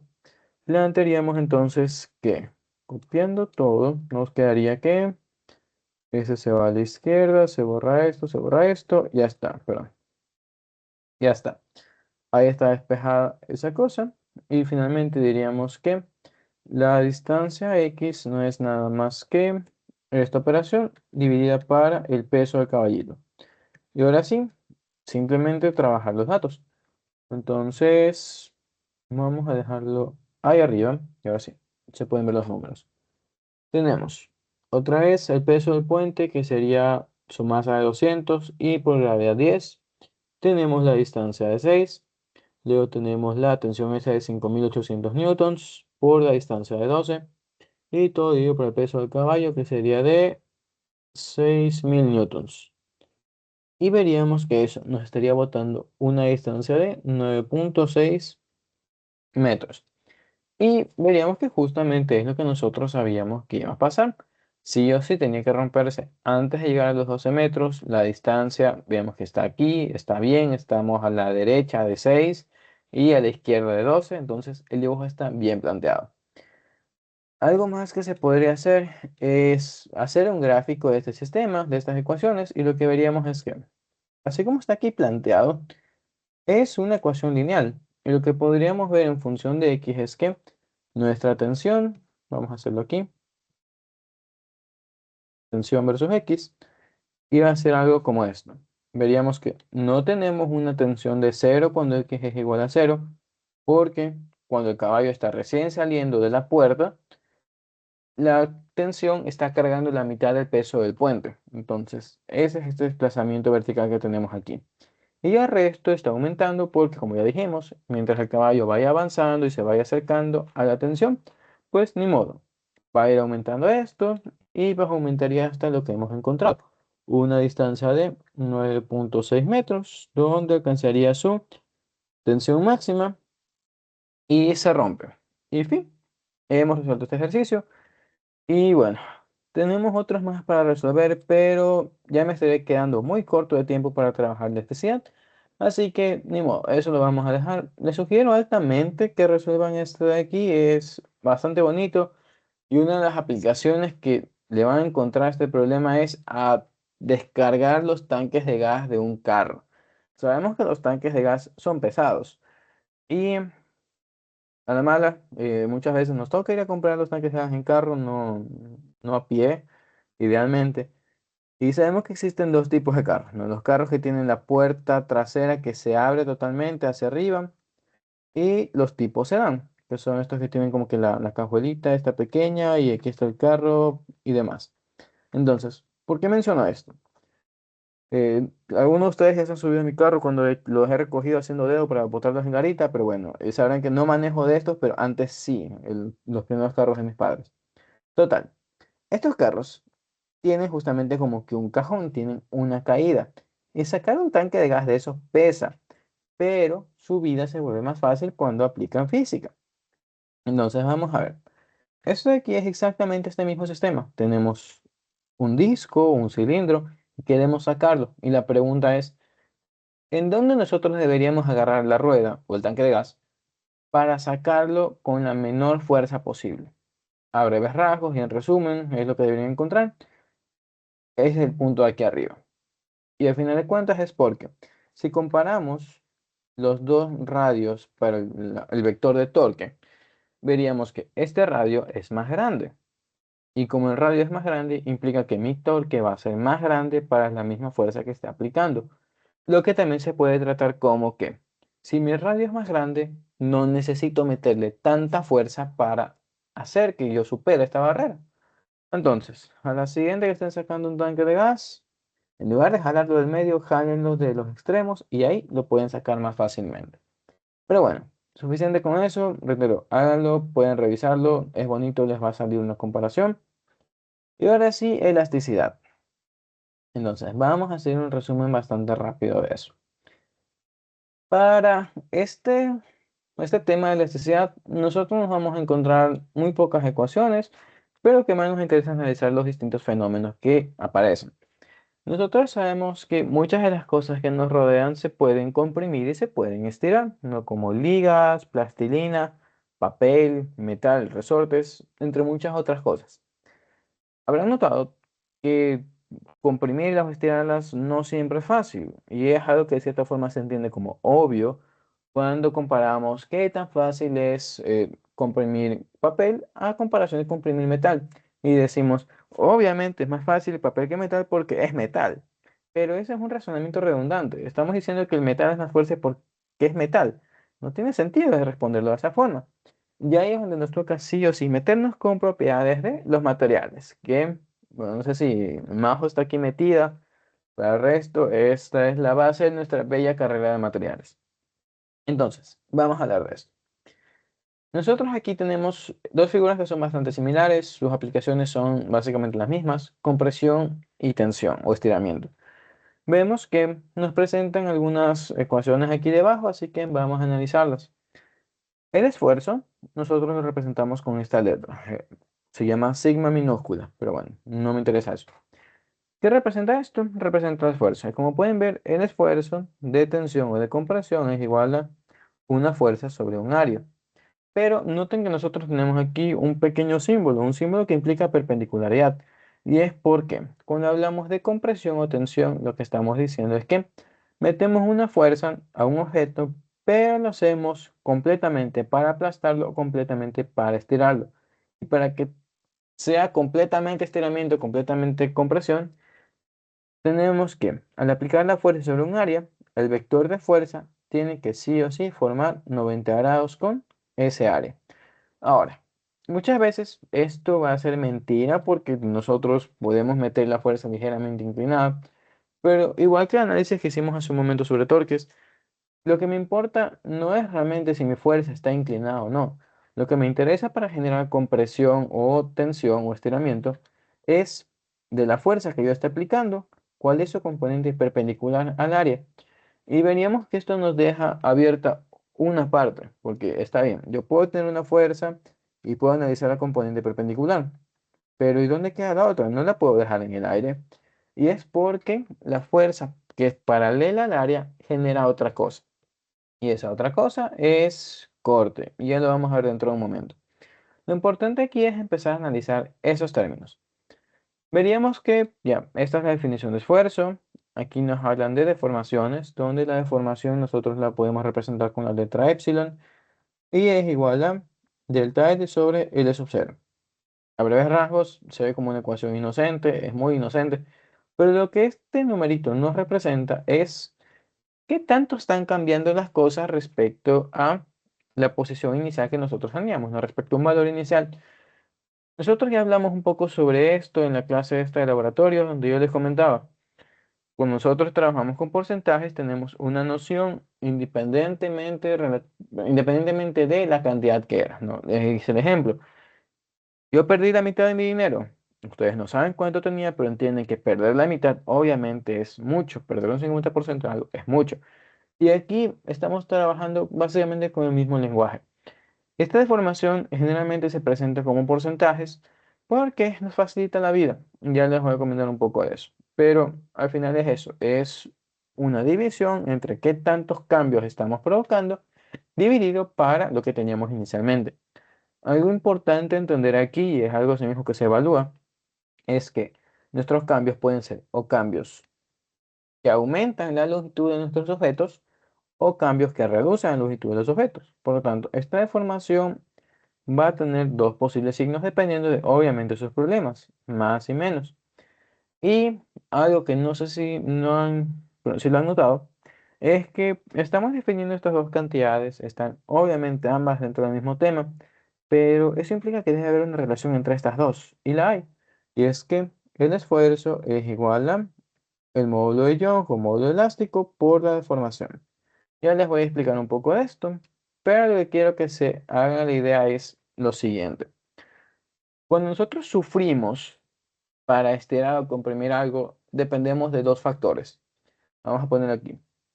Tenemos que nuestro esfuerzo para comprimir o dañar algo es relativo a la dureza, o entre comillas, dureza de lo que queremos dañar. Y aparte, no solamente qué tan duro es, sino qué tanto daño estamos provocando. No, vamos a plantear lo siguiente. Supongamos que nosotros tenemos una liga, ya una liga inocente, y la estiramos 1 milímetro. Veríamos que no es la gran cosa porque estamos metiéndole una pequeña deformación. Pero ¿qué pasa si en lugar de 1 milímetro queremos estirar 1 centímetro, 2 centímetros, 3, 5, 10, 20? Veríamos, obviamente, mientras más estiramiento le estemos haciendo, mientras más daño le estemos haciendo al material, pues más difícil va a ser, más nos estamos esforzando. Y asimismo, si en lugar de estirar una liga, queremos estirar, no sé, un cable, un resorte, un alambre, veríamos que como estamos aumentando la dureza del material, también va a estar aumentando este esfuerzo. Entonces, la idea global para las ecuaciones que vamos a ver en esta unidad son estas. El esfuerzo siempre es igual a, entre comillas, una dureza por un daño. O en sí no es daño, sino como ya les mencioné, el nombre específico es la deformación. Pero es la idea clave. El esfuerzo depende de la rigidez del material que quiero dañar y qué tanto lo estoy deformando. Y bueno, así como mencionaba que nosotros tenemos el esfuerzo de compresión o tensión, tenemos también el esfuerzo de corte. Cuando nosotros hablamos de corte aquí, literalmente estamos hablando cuando ustedes cortan algo, cuando cortan comida, cortan metales, cortan arcilla, cortan lo que sea que les hagan, cortan un postre como un cheesecake de maracuyá. ¿Qué es lo importante aquí? ¿Cómo nosotros definimos cortes? Un corte no es nada más que la separación de dos capas que están juntas. Y esta separación se da porque movemos mucho una capa de un material respecto a otra. Para que lo visualicen de una forma más sencilla. Piensen en que tienen una torre de algo. ¿Y qué es esta torre? Una torre de mortadelas. ¿Ya? ¿Y qué es lo que pasa cuando tenemos una torre de mortadelas en nuestras casas? Estamos muy tentados a sacar y empezar a comer eso. Y obviamente, ¿cuál capa es la que sacan ustedes? Igual que yo, me imagino. Sacan la capa de arriba. Pero como habrán notado, cuando jalan muchas veces la capa de arriba, no solamente se mueve esta, se mueve también ligeramente la de abajo. Y es porque entre estas dos, pues, están ligeramente pegadas, entre muchas otras cosas. Pero así como se movió la de abajo, esta también arrastra a la otra, y esta otra capa también ligeramente a la otra, y a la otra, y a la otra. Y lo mismo está pasando aquí con este cubo. Vemos que este cubo nosotros le metemos dos fuerzas horizontales, una arriba y una abajo, y les explico por qué abajo. Pero lo importante es que, igual que la torre de mortadelas, o una torre de cartas, o una torre de papeles, las interacciones entre las capas, que son las interacciones entre el material mismo, van a obligar a que se deforme generando una cierta inclinación. Y es esta inclinación la que nosotros la reconocemos como la deformación por corte. Aquí pueden ver su ecuación. Nos dicen que la deformación por corte, que tiene este otro signo gamma, es igual a h, pero a x sobre h, donde x sería justamente qué tanto estamos haciendo que se incline y h pues la altura que tiene esta cosa inicialmente. A su vez, nosotros podemos darnos cuenta que aquí se genera un triángulo y ese triángulo nosotros lo podemos expresar algunas de sus funciones trigonométricas para darnos este producto, que sería justamente la tangente de un ángulo. Y ese ángulo es el ángulo que está aquí metido. Pero bueno, entonces simplemente más definiciones que están en el libro. Ahora, ¿por qué nosotros metemos una fuerza también aquí debajo para provocar esta deformación? Porque vamos a verlo. Nosotros tenemos un bloquecito, vamos a plantearlo así, y lo jalamos a la derecha. ¿Qué es lo que va a hacer? Él se mueve a la derecha, no se va a deformar. Entonces, para obligarlo a que se deforme, a la par que yo lo jalo a la derecha, tengo que jalarlo a la izquierda, porque solo así estoy provocando que las capas empiecen a deslizarse unas sobre otras. Algo similar pasaba aquí arriba. Aquí nosotros necesitamos no solamente dibujar una fuerza para generar compresión o tensión, sino necesitamos dos. Porque si no, lo que estaríamos haciendo es simplemente mover un objeto. Entonces, es obligación en este tema más que en cualquier otro dibujar las fuerzas y sus reacciones para que así nosotros podamos provocar las deformaciones que vemos.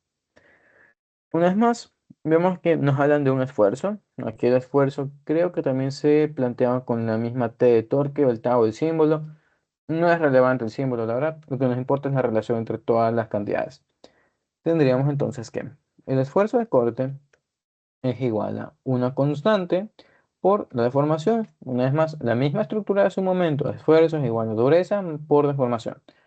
En este caso, esta constante se le conoce como el módulo de cortante, no es la gran imaginación, simplemente eso, módulo de cortante, y es un número que asimismo nos relata qué tan difícil o qué tan fácil es cortar un metal, perdón, cortar un material. Tenemos distintos valores para los distintos materiales. De hecho, aquí están dentro de una tabla del libro, donde ustedes tendrían que aprenderse simplemente el módulo de Young del acero y nada más, porque este es el más común que nosotros vamos a trabajar, porque están formándose para ser ingenieros y ya nadie trabaja con hierro puro, cobre puro ni nada. Trabajamos más con acero y otras cosas. Ya les explicaré más de estos valores. Pero bueno, aquí tenemos también los módulos de corte que les estaba mencionando. Bueno, aquí el libro los trata con otra letra. Pero notarán que tenemos una columna adicional, pero un módulo volumétrico. Y es porque nosotros no solamente hacemos deformación por tensión, por compresión o por corte, sino también al volumen en general. Esta figurita aquí nos dice que cuando nosotros tenemos un objeto y le metemos presión por todos los lados, es posible que nosotros cambiemos todo su tamaño. A la mala no es algo nuevo tampoco para nosotros. Si nosotros tenemos una esponja para lavar platos y la aplastamos por todos lados, le hacemos bolita, vemos que obviamente todo su tamaño se reduce. Y asimismo, cuando nosotros nos metemos en agua, vemos que el agua nos aplasta de todos los lados y a nosotros no nos hace tanto daño, pero sí nos comprime. Y esto es mucho más sencillo de ver si es que ustedes rellenan una bolsa de aire y la meten dentro de una piscina o meten un globo. Lo que van a ver es que su tamaño se reduce, y justamente por este cambio de presión. Y bueno, esos son temas para discutir en la siguiente unidad. Por ahora, lo importante es esto, que reconozcan cuándo se da este tipo de deformación. Aquí nosotros tenemos también esfuerzos, deformaciones y el módulo, como ya vieron en la tabla hace rato. La relación entre las variables aquí es la siguiente. El cambio de presión es igual a menos el módulo de esta cosa que se me escapa la letra, creo que era con B, ya lo vamos a ver de nuevo.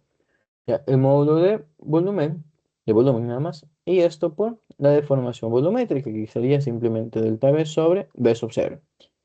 A diferencia de las otras ecuaciones, vemos que obviamente hay un menos aquí, y así como está explicado en el libro, nos dicen lo siguiente.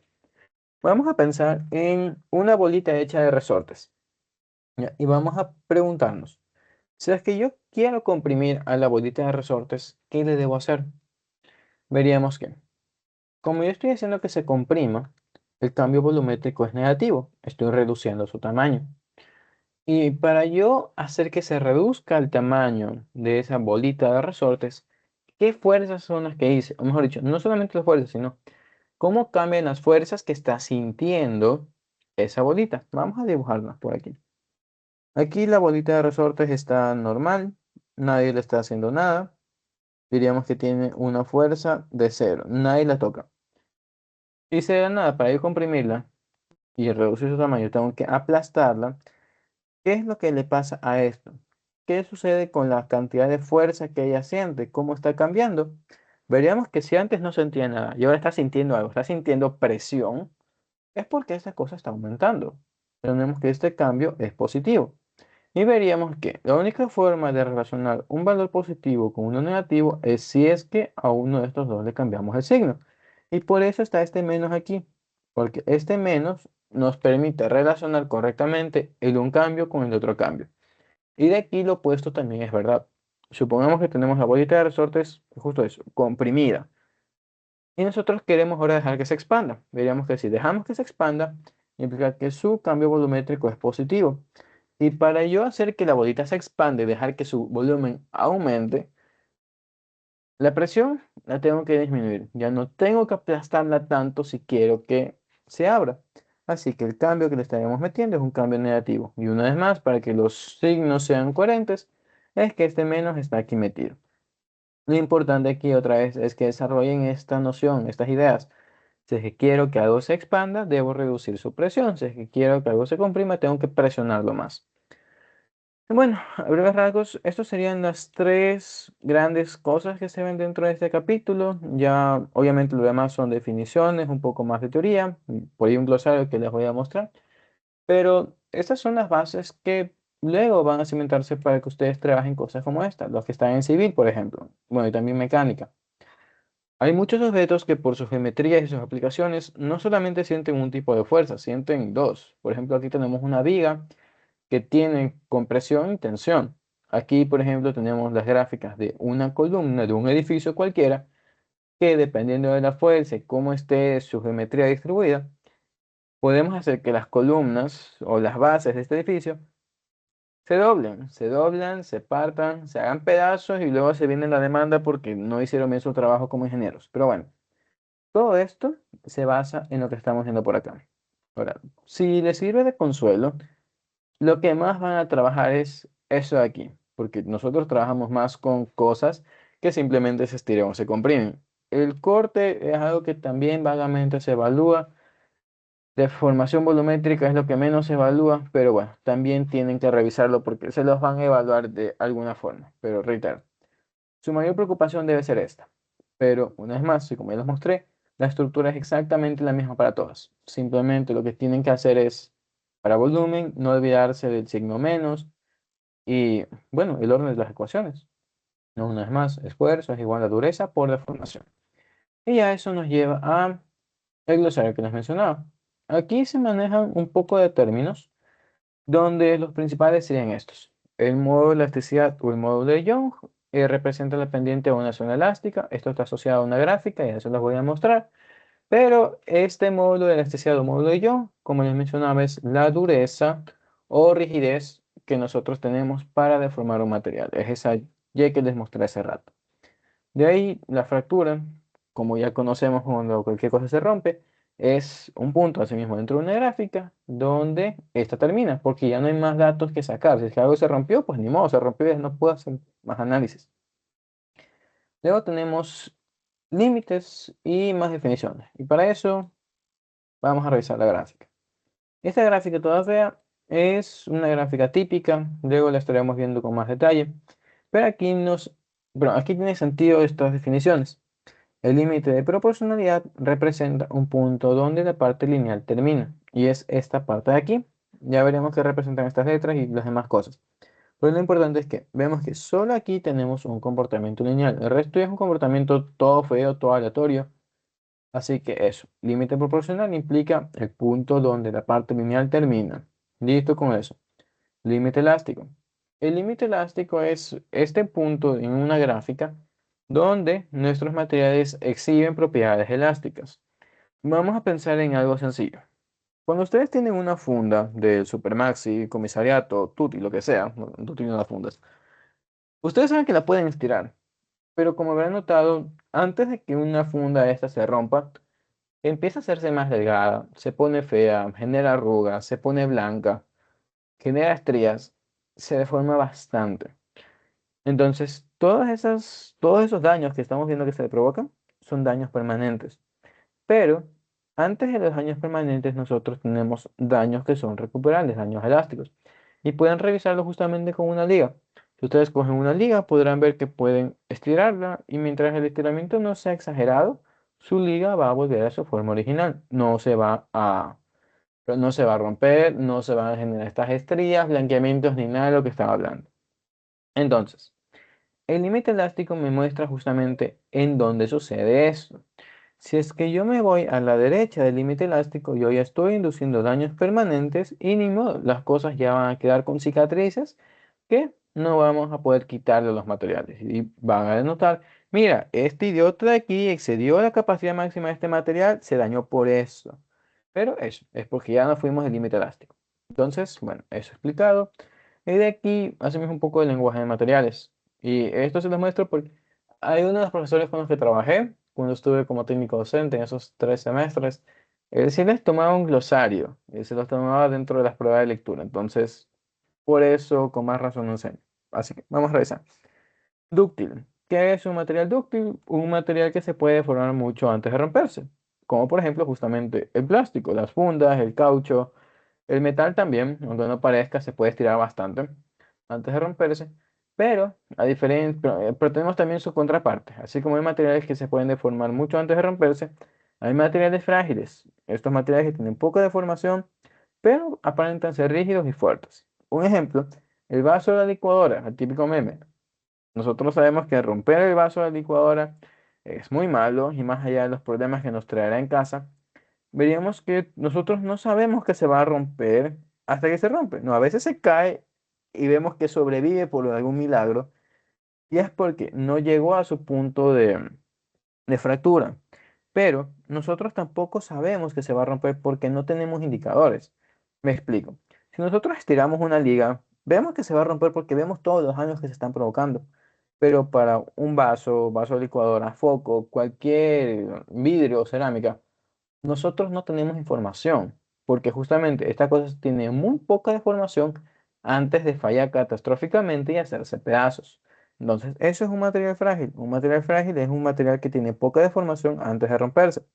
Y resulta que justamente estos materiales son bastante rígidos y son bastante fuertes porque aguantan mucha fuerza antes de romperse. Aquí alguno me dirá, pero el vidrio es delicado, se rompe fácilmente.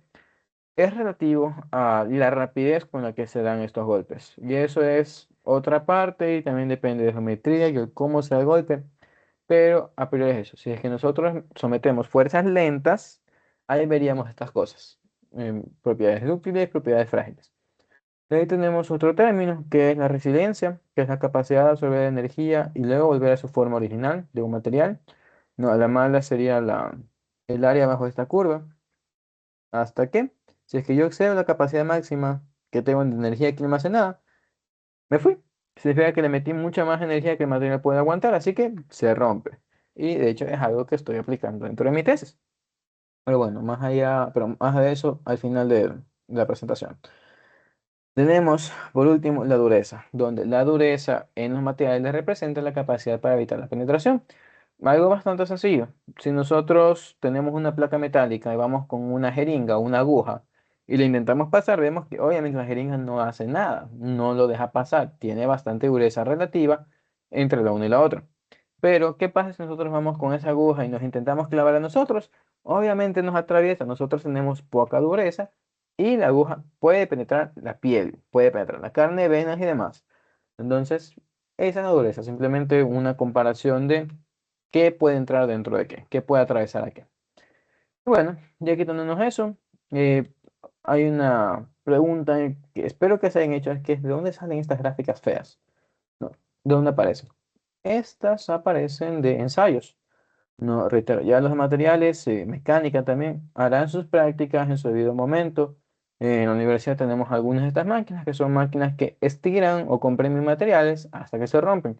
Estas botan un montón de números. Entre estos números tenemos tiempo, tenemos la fuerza que se le está metiendo al sistema, tenemos la deformación que estamos, pero tenemos el elongamiento que se está experimentando, no en milímetros o más medidas, pero con dimensiones.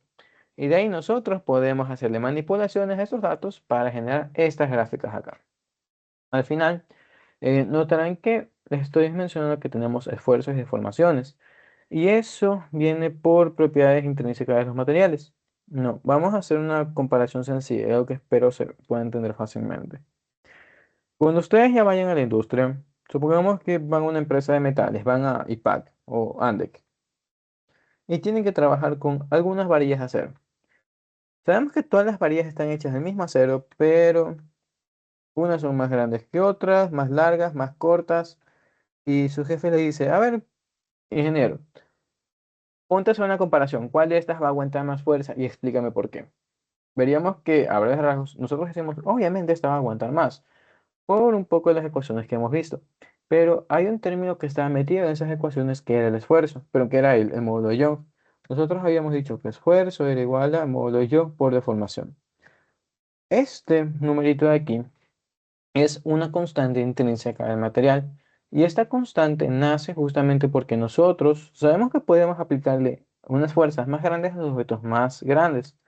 Y así como nosotros podemos meterle fuerzas más grandes a los objetos más grandes antes de que se rompan, sabemos que obviamente si el objeto es más pequeño le metemos una fuerza más pequeña. Pero volvamos al cuento. Si estoy trabajando con el mismo material, debe haber algún tipo de relación entre el objeto pequeño y el objeto grande. Y es que cuando nosotros dividimos la fuerza que estamos aplicándole tanto al grande como al pequeño para sus respectivas áreas, nos encontramos exactamente el mismo número y es este esfuerzo. Entonces, por eso el esfuerzo se define como fuerza sobre área. Tenemos que este número sale exactamente lo mismo si tenemos fuerza pequeña sobre área pequeña o fuerza bestialmente grande sobre área bestialmente grande. Y esto, reitero, como es algo independiente de la geometría que tenemos, se le reconoce como una propiedad intrínseca del material. son las mismas cosas que se verán más adelante, pero lo importante es eso ahí. Por eso trabajamos con esfuerzo versus formación y no fuerza versus elongamiento. Porque sería estúpido que teniendo el mismo material yo tenga miles de gráficas solo porque tengo miles de distintas varillas, cuando en lugar de eso puedo tener una sola que contenga la información de todas. Así que, bueno, por eso es que trabajamos esfuerzos y deformaciones en lugar de fuerzas y elongamientos. Ya para terminar con las últimas ideas, vamos a revisar cosas que se supone también conocemos, cosas básicas, ¿no? Y nosotros sabemos que toda la materia que nos rodea está hecha de átomos. Estos átomos pueden organizarse en distintas formas. Son cosas que ven en química y reitero también en nuestras carreras, los que las vemos. Ahora, las distintas formas en que los átomos se organizan van a darle mejores o peores propiedades a los distintos materiales, harán que unas sean distintas a otras, pero no me quiero meter mucho con eso en este momento, sino vamos a revisar cómo se organizan las cosas. Vamos a pensar en un metal. Para nosotros tener una varilla, una plancha o lo que sea de metal, sabemos que ese metal tuvo que venir de algún lado. Ese metal no siempre tuvo forma de plancha, de cable o de otra cosa. En algún momento era un mineral puerco que estaba en el suelo. Un mineral que tuvo que pasar por procesos de explotación para sacarlo del suelo. De ahí pasó por, ¿cómo es? Se me va la idea. Ya por limpiezas y luego fundición. Y ahí es donde entra esta diapositiva. Cuando estos metales están fundidos, se comportan como cualquier líquido y para eso tenemos una sopa grasosa ahí. ¿Cuál es la idea? Sabemos que la grasa normalmente en nuestros platos está flotando, ya, al principio en forma de aceite, pero luego conforme se van enfriando se forman esos grumos de grasa que se van formando como pequeñas islas. Y sucede exactamente lo mismo con los metales. Los metales se van enfriando y forman estas pequeñas islas que nosotros conocemos como granos. Estos granos no son nada inventado, es algo que nosotros podemos ver sencillamente en estas planchas de zinc. Nosotros nos encontramos bastantes planchas de zinc y si han visto este patrón colorido, es justamente eso. Lo que ustedes ven ahí con cada uno de estas formas irregulares es una pequeña isla de átomos. Lo que están viendo es una misma estructura cristalina que está repetida, pero que es una isla aislada de las otras. Y hace tiempo en el grupo de WhatsApp les mandé que Virtason había sacado un video al respecto y fue hermoso. Aquí tenemos representaciones de eso. Eran las turbinas, perdón, me van- eran estas aletas de las turbinas de aviones, donde se ha encontrado que una forma en la que se puede aumentar la resistencia de estas aletas de turbinas es si es que en lugar de dejar que estas aletas tengan una forma que les dé la gana, nosotros obligamos a que todo esté hecho de un solo cristal. Y para eso ellos formaron lo siguiente. Por aquí tienen el metal fundido y lo insertan dentro de un molde. Pero este molde es un molde muy especial donde vemos que se están formando los distintos granos, igual que en las diapositivas anteriores, pero por la forma que tiene el molde, poco a poco se van matando entre ellos y solamente sobreviven los que están en los lugares correctos en el tiempo correcto, hasta que eventualmente sobrevive un solo cristal, es decir, una sola organización atómica, y eso es lo que da origen a esta cosa hermosa que está aquí, una turbina hecha con una sola forma cristalina. Y yo sé que es muy exagerado para los que no estén metidos en esto, pero entiéndase que no estamos hablando de un solo objeto. Es un montón de millones de átomos. No piensen en Avogadro número de átomos que están organizados con la misma estructura repetitiva. Pasamos de tener algo que está hecho un desastre, hecho un asco, a organizar muchísimos millones y billones de átomos en una sola estructura ordenada. Por eso es que ese video fue hermoso y se lo recomendé. Pero bueno, más allá del video y un poco sus aplicaciones, veríamos que por cuestiones termodinámicas y la matemática que obedecen estas cosas, se forman estructuras bastante hermosas. Estas se conocen como dendritas, se ven como hojas, se ven como arbolitos. De hecho, es parte de la misma física y matemática que siguen los copos de nieve. Veritasium también tiene un video sobre eso, pueden verlo. Pero eso, curiosidades. Y de ahí los de materiales en algún momento tendrán que revisar materiales compuestos, donde nosotros ya no trabajamos solamente con un módulo de Young o una deformación, una sola cosita, un solo material, sino trabajamos con matrices de 3x3 que tienen muchísimas cosas ahí metidas que son horribles. Y bueno, poco más sobre esto. Esto fue parte de mi examen de la materia justamente materiales compuestos. Resolver fueron 7 matrices de 3x3, no, perdón, de 6x6 de esta forma. O fue asqueroso, pero bueno, sobreviví. Fueron 2 días intensivos de resolver a mano. Ya no me da tiempo para meterme a resolver ejercicios, lo estaremos haciendo algún otro día, pero para finalizar con un poco de aplicaciones, y aquí viene el momento publicitario sobre mi tesis. Yo estoy analizando bloques oscilantes, que es el modelo más sencillo para analizar cómo va a reaccionar un edificio ante un terremoto. Sabemos que un terremoto mueve las cosas, hace que tiemblen y que básicamente oscilen. Y es en estas oscilaciones, cuando los bloques o los edificios impactan de nuevo con el suelo, cuando se producen fracturas. Entonces, parte de mi análisis, parte de lo que yo propuse en mi tesis, porque fui estúpido al poner que iba a hacer muchas cosas, yo propuse.